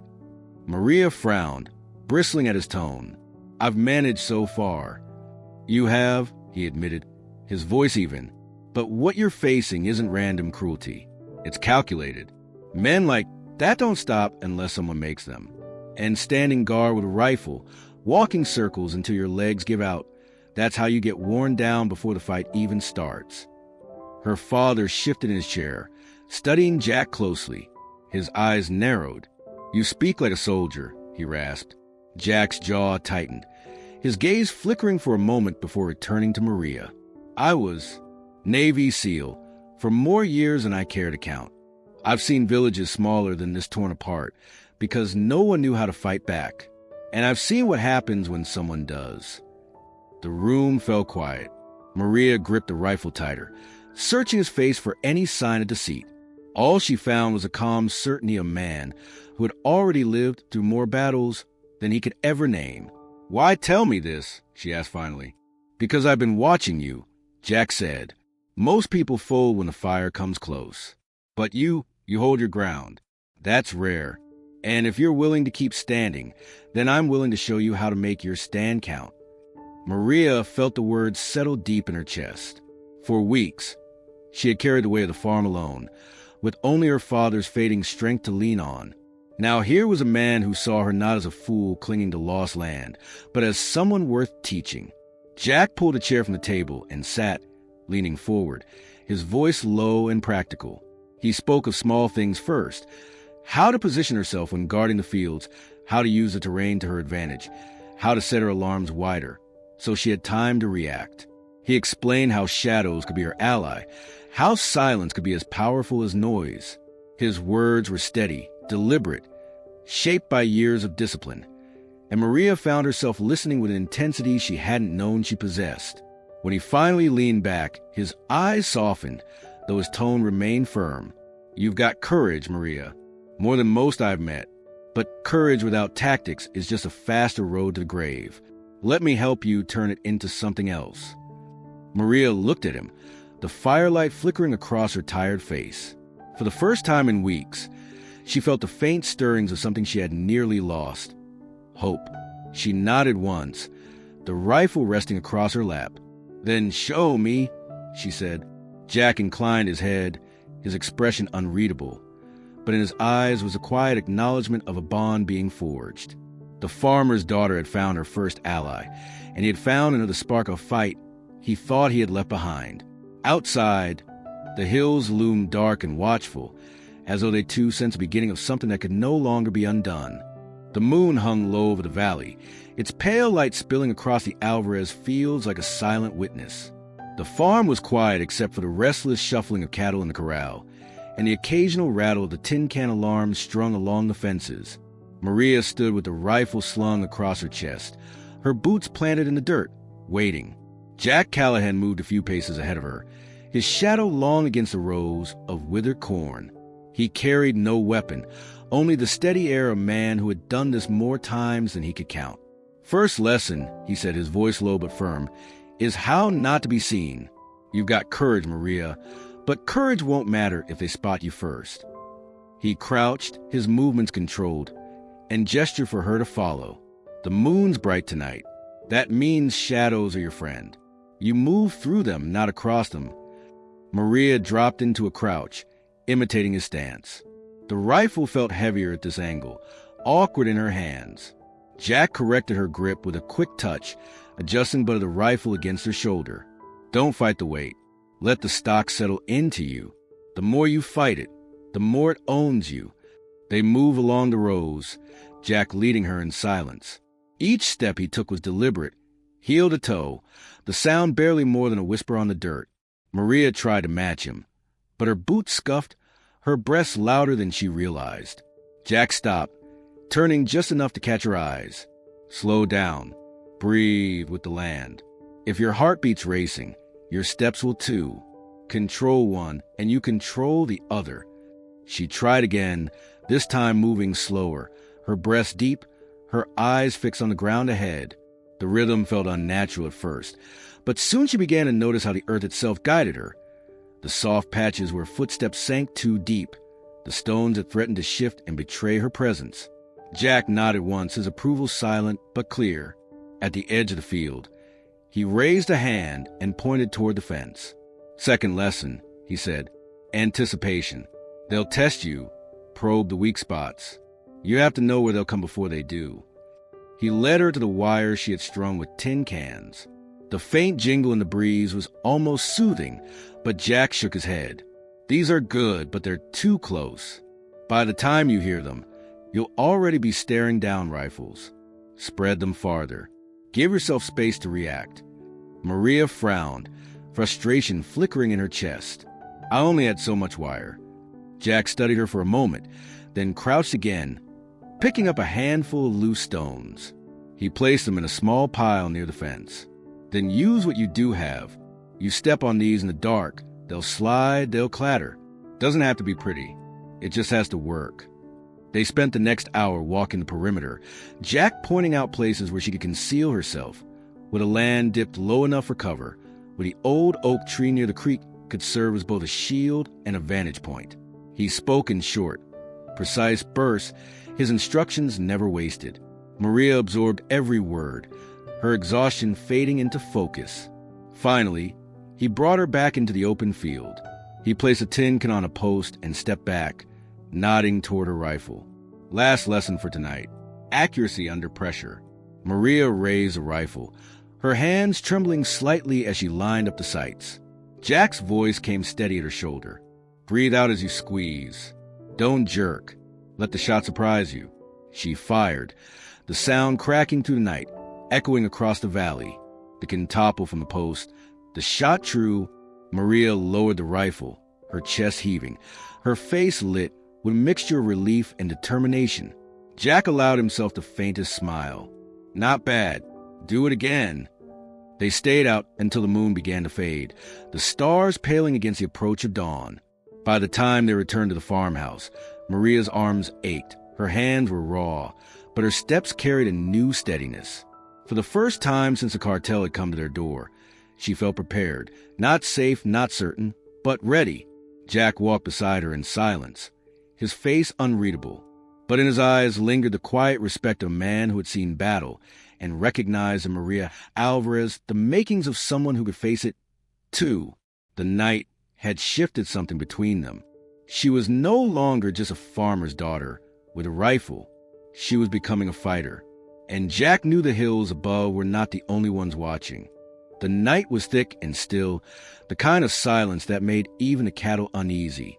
Maria lay awake by the window, her rifle across her knees, her eyes scanning the faint silver glow of the fields. The moon was a thin sliver, barely enough to outline the cornstalks swaying in the breeze. Jack had taken his place outside earlier, pacing along the fence line with the calm steps of a man who had done it all before. Maria had grown used to his quiet presence, the way he blended into the land as if he had been born of it. Tonight, though, there was something different in the air, something waiting. The first sign came from the bells, a faint rattle, so soft it might have been the wind, stirred near the far end of the cornfield. Maria's breath caught. She leaned forward, straining to hear. Another jingle followed, sharper this time, followed by the low, deliberate crunch of footsteps in the dirt.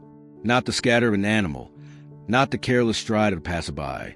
Measured, cautious, human. Jack's voice came low from the darkness outside. They're here. Maria slipped out the door, her rifle clutched tight, her bare feet silent on the earth. Jack was crouched near the edge of the field, his hand raised, signaling her to stay low. She dropped beside him, her heart hammering against her ribs. Through the corn, she saw the faint outlines of men moving. 3, maybe 4, creeping slowly between the stalks. Their shapes shifted in and out of the shadows, the gleam of metal catching faintly when the moonlight broke through. "They're scouts," Jack whispered, his tone steady. "Testing the ground. If we drive them back hard enough, they'll think twice before sending more." He glanced at her, his expression calm but searching. "You ready?" Maria swallowed the lump in her throat and nodded. "I'm ready." Jack motioned for her to take position near a fallen log while he shifted a few yards to the right. They crouched, waiting, the sound of men drawing closer, stalks bending, hushed voices murmuring. Maria steadied her breathing the way Jack had taught her, her finger brushing the trigger but not pulling. She remembered his words. Asterisk, don't let fear rush your shot. Make it count. Asterisk. The first shadow broke into the clearing near the corral, moving fast and low. Maria lifted the rifle, her aim steady, and fired. The crack shattered the stillness, echoing across the valley. The figure dove back into the corn, cursing, but the shot had done its work. It startled them, exposed them. Another man burst from the stalks, firing wildly into the dirt, bullets spraying too high to hit their mark. Jack's rifle answered a second later, his shot precise, forcing the man to stumble back into cover. The scouts panicked. Their quiet approach dissolved into shouts, their footsteps crashing through the corn as they retreated. Maria fired again, her shot grazing the wooden fence post just beside one of the fleeing men, close enough to send him running faster. Jack moved with the calm of experience, placing his shots not to kill, but to drive the intruders out. Within moments, the night was alive with the sound of retreat, the corn thrashing violently as the men disappeared into the distance. Then came silence again, deeper than before. Only the faint crackle of the tin cans swinging on their wires broke the stillness. Maria lowered her rifle slowly, her arms trembling with the release of adrenaline. She turned to Jack, her breath heavy, her chest tight. "They're gone," she whispered. "For now," Jack replied, his eyes scanning the horizon. "You did well. You stood, you aimed, and you didn't let fear own you." Maria felt the weight of his words settle into her. The fear hadn't vanished. It still coiled in her stomach, but she had met it head-on, and she was still standing. The farm behind her was untouched, her father safe inside, and the Cartel scouts who thought they could slip through the night had been forced back by 2 determined defenders. As she sat down on the log, her hands still trembling, she realized this was only the beginning. The scouts would report back, and the Cartel would know she was not alone.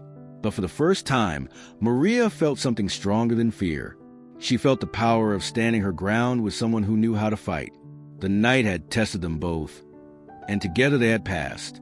The farm was quiet again, but in the silence, Maria knew the real war was drawing closer.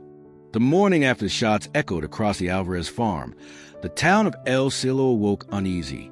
Markets opened as they always did, crates of melons stacked neatly, baskets of peppers arranged in rows, but conversations carried a new sharpness. People leaned closer when they spoke, eyes flicking over their shoulders to make sure the wrong ears were not near. By mid-morning, the whispers had spread from the butcher's stall to the cobbler's bench, from the church steps to the diner counter. Everyone had heard some version of the same story. Maria Alvarez had not only stood watch with her father's rifle, she had fired it. At first, the talk carried a heavy edge of fear. An old man at the grain store muttered that she had signed her own death warrant, that the cartel would return in numbers too large to fight. A woman buying soap lowered her voice and said Maria's defiance would bring ruin not just on her farm, but on the whole town. Heads nodded, lips pressed thin, as though agreeing with the certainty of doom. Yet even as the words fell heavy, there was something else in the air, a spark that made the whispers linger a little longer than fear alone could explain. At the diner, where Jack Callahan once sat silent in the corner, men gathered at the counter with their cups of coffee. One leaned forward, his voice low. "She hit them," he said. "Didn't miss by much, either. Sent them scattering like dogs." The others exchanged quick glances, wary but impressed. Another man shook his head. "Foolish girl," he said, but there was no heat in it. Instead, there was a hint of reluctant admiration. To shoot back was to do what no one else had dared. By noon, even the priest had heard, though he said nothing from the altar. He simply studied the faces of his congregation more carefully, noting the way Maria's name lingered on their lips like a secret. Mothers hushed their children when they asked questions, but the children repeated what they had overheard anyway, that the farmer's daughter was braver than the sheriff, that she walked with a rifle like a soldier. Maria herself did not enter town that day. She remained at the farm, her hands busy repairing what the scouts had damaged, her eyes always on the horizon. But she would have felt it if she had walked through the marketplace, the shift in the way people spoke of her. No one approached her openly. No one offered help. Yet for the first time the silence surrounding her name cracked. Behind shuttered doors and in low voices, admiration began to grow. Some called her reckless, others stubborn, but all agreed on one thing. She had stood when no one else would. And in El Cielo, where fear had become a kind of currency, that act alone was enough to stir something buried deep in its people. A young boy sweeping the church steps whispered to his sister that he wanted to be like Maria. An old woman clutching her rosary prayed not just for her safety, but for her strength to hold. Even those who feared the cartel most admitted, quietly, that the girl had shown more courage than men twice her age. The sheriff heard, too. He sat in his office with his boots on the desk, the toothpick rolling between his teeth, pretending not to care. But his eyes betrayed him when a deputy repeated the story. He knew the people were beginning to compare his silence with her defiance, and in that comparison, he came up small. By the time the sun set over El Cielo, the story had settled into bones of the town. Maria Alvarez had fired back, and though the danger had only grown, so too had the whispers of admiration. The cartel shadow still loomed, heavy and oppressive, but somewhere in the hearts of her neighbors, a small, fragile pride had taken root. For the first time in years, they spoke of someone who had not bowed, someone who had not paid. The farmer's daughter had given them a glimpse of what resistance looked like. And though their fear was far from gone, they found themselves wondering what might happen if more than one person dared to stand. The message came at dusk, delivered not with bullets or fire this time, but with a single envelope slipped beneath the farmhouse door. Maria found it when she returned from the fields, her boots leaving a trail of dust across the floorboards. The paper was folded once, plain and unmarked, but the weight of it in her hand told her it carried more than words. She hesitated before opening it, her father watching from his chair, his cane leaning against the wall beside him. Inside, the handwriting was sharp and deliberate, not the crude scrawl of the earlier threats. Asterisk leave the farm by sunrise. If you remain, you and all you love will be wiped away. There will be no second mercy. Asterisk beneath the words was a single mark, the symbol the cartel used to brand everything they touched, an eagle's claw etched in black ink. Maria's stomach twisted, but her face hardened. She read the note aloud, her voice steady, though each word carried the weight of finality. Her father closed his eyes, his hand trembling on the armrest.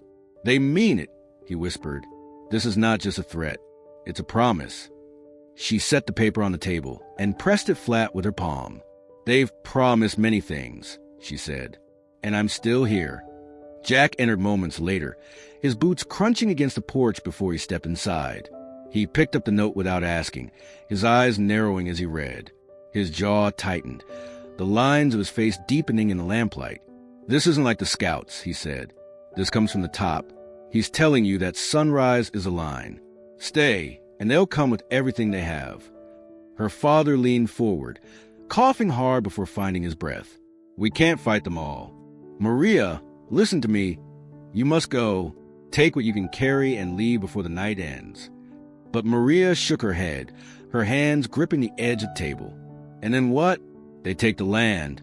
They take our name. They take everything we built. If I leave, I'm already dead."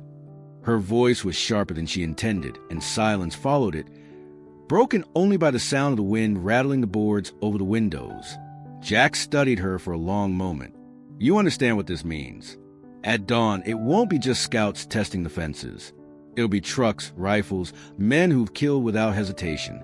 You're choosing war." Maria met his gaze. "They've already chosen it. I'm only refusing to surrender." Her father covered his face with his hands. his shoulders shaking with the weight of her words. He wanted to beg her again, to remind her she was only 19, but he knew it would be useless. The resolve in her voice was the same that had once lived in his own bones, before age and sickness had dulled it. Jack placed the note back on the table, his fingers pressing against the paper as though sealing the moment. "Then we prepare," he said quietly. "Every line of sight, every piece of cover, every shot has to count. If they come, we'll meet them on your terms, not theirs." Maria nodded, her chest tight with both fear and determination. She stepped outside, the cool air brushing against her face, and looked out at the fields.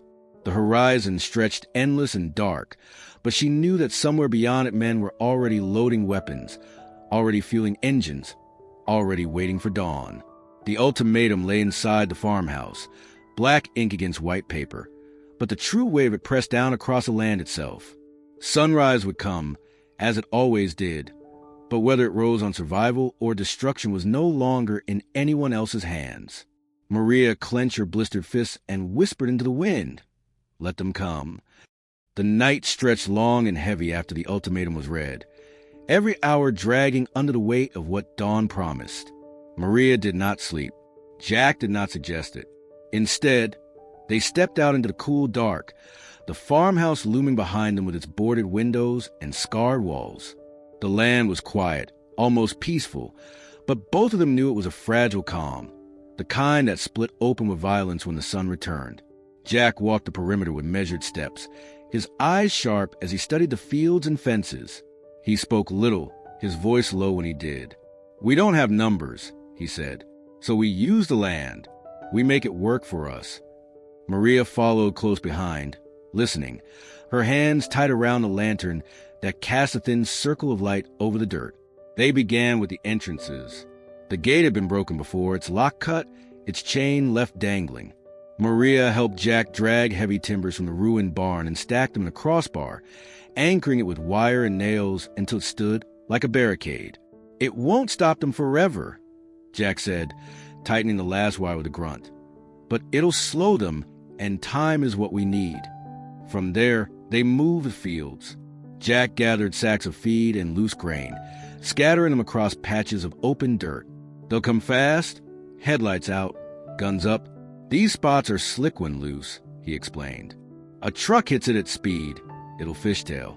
Even a few seconds of chaos can give us ground."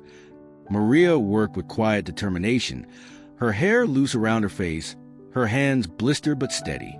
She tied ropes between fence posts at knee height, marking them with scraps of cloth, so she and Jack could avoid them in the dark. Tin cans were strung tighter this time, not just at the fence line, but deeper into the fields, each one rattling faintly in the night wind. Jack approved with a small nod. Every sound buys us a breath. By the creek, where the land dipped low, Jack paused. "This is where we fall back if they press too hard," he said, crouching to study the ground. "Good cover in the rocks, high enough to see them coming. If the house goes, this is where you stand."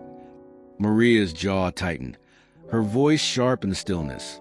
"I'm not planning to lose a house." Jack glanced at her, the lantern glow flickering across his weathered face. "No one plans to, but you fight smarter when you know where to go next." She didn't answer, but she marked the place in her mind. They worked until their arms shook with exhaustion, until the smell of sweat and dust clung to them like armor. Tools were set aside only when the first hint of gray touched the horizon. Maria stood at the edge of the field, the rifle slung across her back, her eyes fixed on a road that wound into darkness. The land looked different now, less like the farm she'd grown up on, more like a battlefield waiting for its enemy. Her father appeared in the doorway, leaning heavily on his cane, watching them with weary eyes. He said nothing, but Maria felt his gaze linger, a mix of fear and pride. Jack joined her at the fence, his posture steady, his voice low. "You've done everything you can with what you have. That's more than most ever try." Maria exhaled slowly, the weight of the rifle pressing into her shoulder. The air was thick with anticipation, the kind that made every sound sharper, every shadow longer. She could feel the storm coming, carried on the breath of engines that had not yet reached their land. And still, in the fragile quiet before it broke, She stood taller. The calm would not last, but in it, Maria Alvarez found something unshakable. She was no longer waiting in fear. She was ready. The first sound was a growl of engines, low and steady, rolling across the valley like thunder. Maria had been sitting at the kitchen table with her rifle across her lap, the lantern dimmed to a faint glow. Her father dozed uneasily in his chair, the cough rattling in his chest even in sleep. Jack was outside, pacing the yard with the calm vigilance of a man who trusts his instincts more than clocks. When the sound reached him, he stopped. A moment later, the distant glimmer of headlights flared on the ridge, multiplying till the whole horizon seemed to shimmer with light. "Maria?" Jack called, his voice sharp but controlled. She was already at the door, rifle in hand. Her heart hammered, but her steps were steady. She looked past him toward the road. Trucks, 3, 4, then 5, rolled in formation, their beams cutting long scars of light across the fields. Dust rose behind them in thick plumes, carrying the certainty of war. Her father dragged himself to the doorway, leaning on his cane, his face pale but defiant. "They've come," he whispered. Jack motioned Maria to the barricade at the gate. "This is it. Remember what I told you. Control your breath, don't waste a shot, and never show them fear." The trucks did not slow. Engines roared as they surged closer, headlights blazing, horns blaring in a cruel chorus meant to crush us all before the first bullet fired. Men stood in the beds of the pickups, rifles raised, their shouts carrying across the night. The words were sharp, mocking, promises of death and ruin shouted like victory chants. Maria pressed her cheek to the rifle stock, her eyes fixed on the lead truck. Jack crouched low beside her, his own weapon braced against the barricade. The first line of wire stretched across the dirt road, hidden under a thin layer of dust, waited like a snake coiled to strike. The lead truck hit it at full speed. The rope snapped taut, catching at the axles. The vehicle swerved violently, fishtailing in the loose grain Jack had scattered hours earlier. Shouts erupted as the truck tilted, skidding sideways before smashing against the barricade with a roar of metal and splintering wood. The men in the bed were thrown, their rifles clattering into the dirt. Chaos followed. Maria fired. The crack of her shot split the night, the bullet striking the dirt inches from where one of the cartel men scrambled to his feet. He froze, then dropped low, retreating into the shadows. Jack's rifle answered next, his precision driving the attackers back behind the cover of their overturned truck. The farm had not broken. The other vehicles swerved wide, headlights cutting across the fields, their tires tearing through rows of corn. Men leapt from the beds, rushing forward, rifles flashing in the glare. Bullets tore into boards over the windows, splinters flying, glass shattering where the barricades had failed. The farmhouse shook under the onslaught. Maria gritted her teeth, chambered another round, and fired again. One of the attackers fell to his knees, clutching his arm, his weapon slipping from his grasp. Jack barked quick instructions, pointing her toward the creek line where shadows moved. She adjusted, squeezing the trigger with care. The shot rang true, forcing the men back into the rows, their momentum faltering. The farm was alive with noise, engines revving, gunfire cracking, the frantic bawling of cattle in the corral. The alarm she had strung rattled wildly as shadows pushed through the wire. Maria swung toward the sound, firing at the edge of the field. The kin toppled, but the footsteps retreated. For every man they drove back, another seemed to press forward, but Maria did not falter. Her shoulder ached from the rifle's recoil, her hands burned with each shot, but she held her ground beside Jack. His calm steadiness anchored her, each of his shots precise, each instruction clipped and sure. Then, for a moment, there was silence. Thick, heavy, broken only by the groan of the overturned truck smoldering against the barricade. The headlights flickered, dimming as the engine died. Maria's chest heaved, her ears ringing from the exchange, but her rifle remained steady in her grip. Jack's eyes scanned the dark, his breath slow, measured. "They thought it would be easy," he said, voice low. "Now they know it won't be."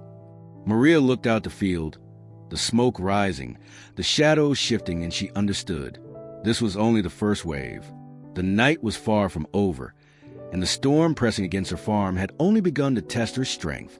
She lifted the rifle again, her jaw set, her eyes fixed on the darkness that would soon spill forward once more. Gunfire lit the night in violent flashes, each crack tearing through the silence of the valley. Maria stood shoulder to shoulder with Jack behind the splintered barricade, her cheek pressed against the rifle's worn stock. Her arms ached, her palms raw. But she did not falter. Each shot she fired was deliberate, aimed not in panic but in defiance. The recoil jarred her bones, the sound rang in her ears, yet every bullet carried the same message. This was her land, and she would not give it away. The cartel pressed harder, shadows spilling to the corn rows, rifles blazing in chaotic bursts. Bullets struck the boards nailed over the farmhouse windows, tearing splinters into the air, thudding against the walls that had sheltered her family all her life. Maria tasted the dust rising around her, bitter and sharp, but her grip on the rifle never loosened. Beside her, Jack moved with measured precision, each shot cutting clean through the dark, steadying her as chaos swirled around them. One of the trucks broke free from the grain-slicked road and barreled toward the corral, its headlights searing across the fields. Maria swung her aim, her breath shallow but steady, and fired. The windshield cracked. The driver swerved, and the vehicle skidded sideways into a fence post, crashing in a burst of sparks. The cattle bawled, crashing against the rails, but the line held. Maria chambered another round, her teeth clenched, her pulse hammering like a drumbeat in her ears. Shouts rose in the field, taunts, curses, threats shouted in Spanish, promising fire and death. But Maria shouted back, her voice fierce, cutting through the night. "This is our land. You'll never take it." The words tore from her throat raw and burning, but they carried across the valley, echoing louder than the rifles. For a heartbeat, even the attackers hesitated, the sound of her defiance cutting through their noise like a blade.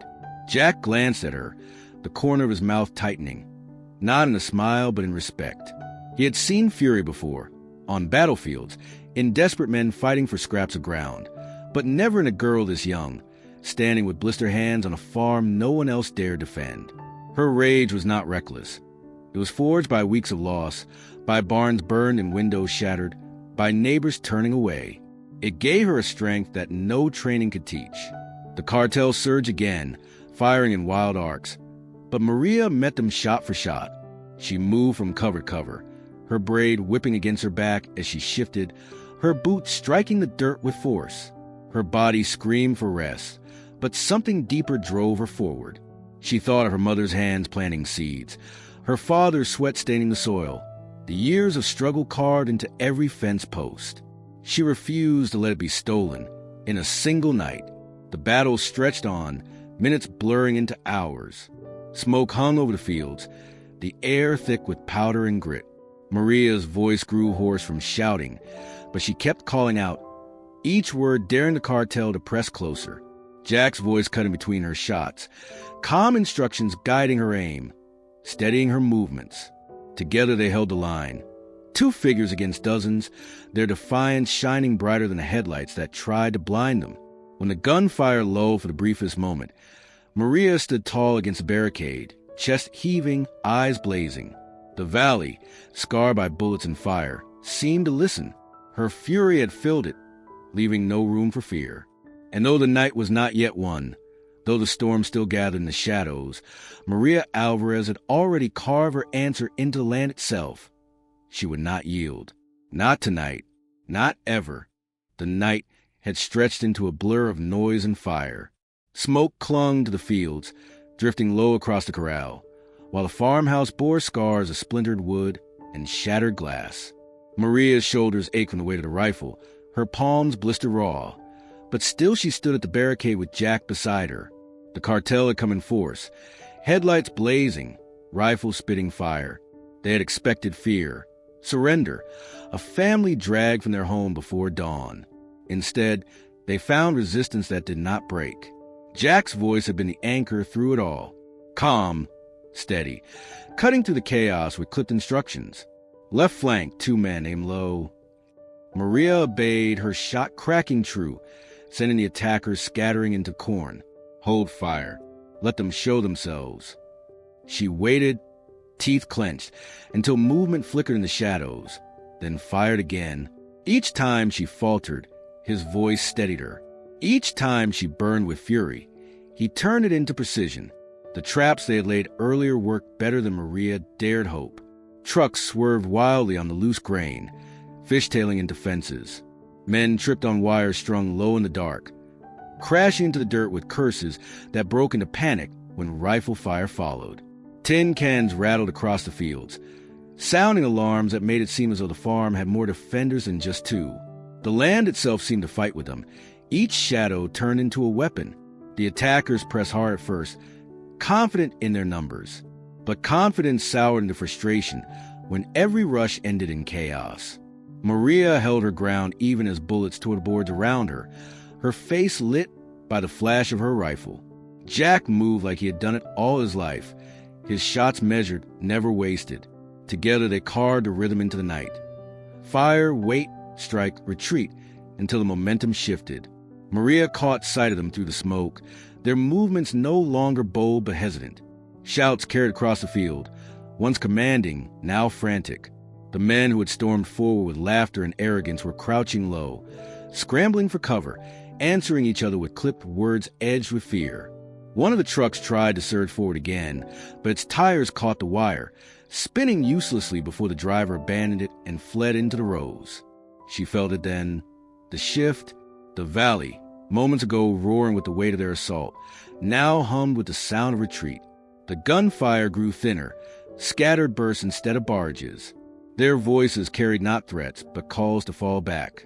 Maria lowered the rifle just long enough to see them slipping into the darkness they had once commanded so easily. The men who had painted warnings in blood now vanished into the hills, beaten back by the very farm they thought would fall in hours. Her chest heaved, the sweat and smoke burning her lungs. Jack rose from cover, his face streaked with dust, his eyes scanning the field with a soldier's wariness. Only when the last engine faded into the distance did he allow himself to speak. "They're done for tonight." Maria leaned against the barricade, the rifle still clutched tight, her arms trembling from exhaustion. She looked out across the scarred land, the toppled fences, the smoldering truck, the fields marked by gunfire, and felt something swell within her. The cartel had come to annihilate, to crush her into silence, and they had failed. They had underestimated the farmer's daughter, with blistered hands and a will that refused to bow.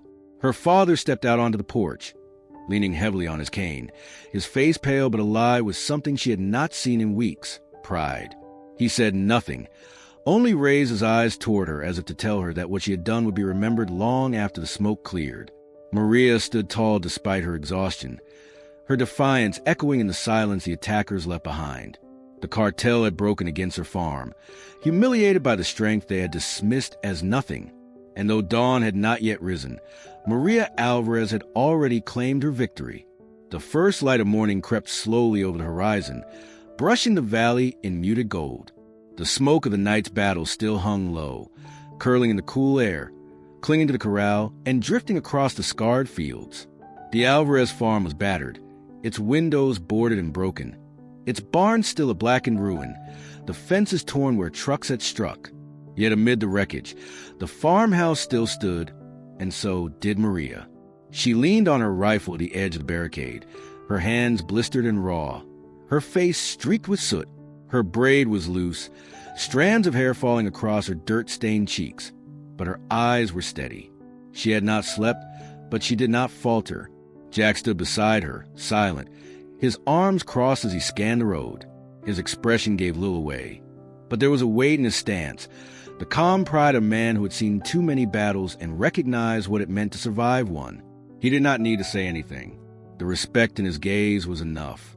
For a while, the farm was quiet except for the restless shuffling of cattle and the faint rattle of the tin can alarms swaying in the morning breeze.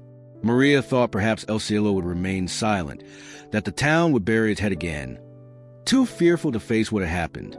But then, as the sun pushed higher, shadows began to move along the road. Figures emerged slowly, first one, then another, until small groups approached from the town. Neighbors who had turned their faces away at church, who had pretended not to see her in the marketplace, now walked toward the battered farm. Their steps were hesitant, as though shame made them slow. But their eyes did not turn aside this time. Men carried tools and spare boards across their shoulders. Women clutched baskets filled with food and water. Children clung to their mothers' skirts, peering wide-eyed at the barricade that still stood like a scarred guardian of the house. Maria straightened, her rifle across her chest, wary at first. But the first man to reach the gate set down his hammer and looked at her with a steady gaze. "We heard the shots," he said simply. "We heard you stood." His words carried no pity, only respect. Others followed. A woman stepped forward, pressing a basket of bread into Maria's hands. "You fought for more than just your land," she said softly. "You fought for all of us." Behind her, an old neighbor Maria remembered from childhood lifted a bundle of planks and nails.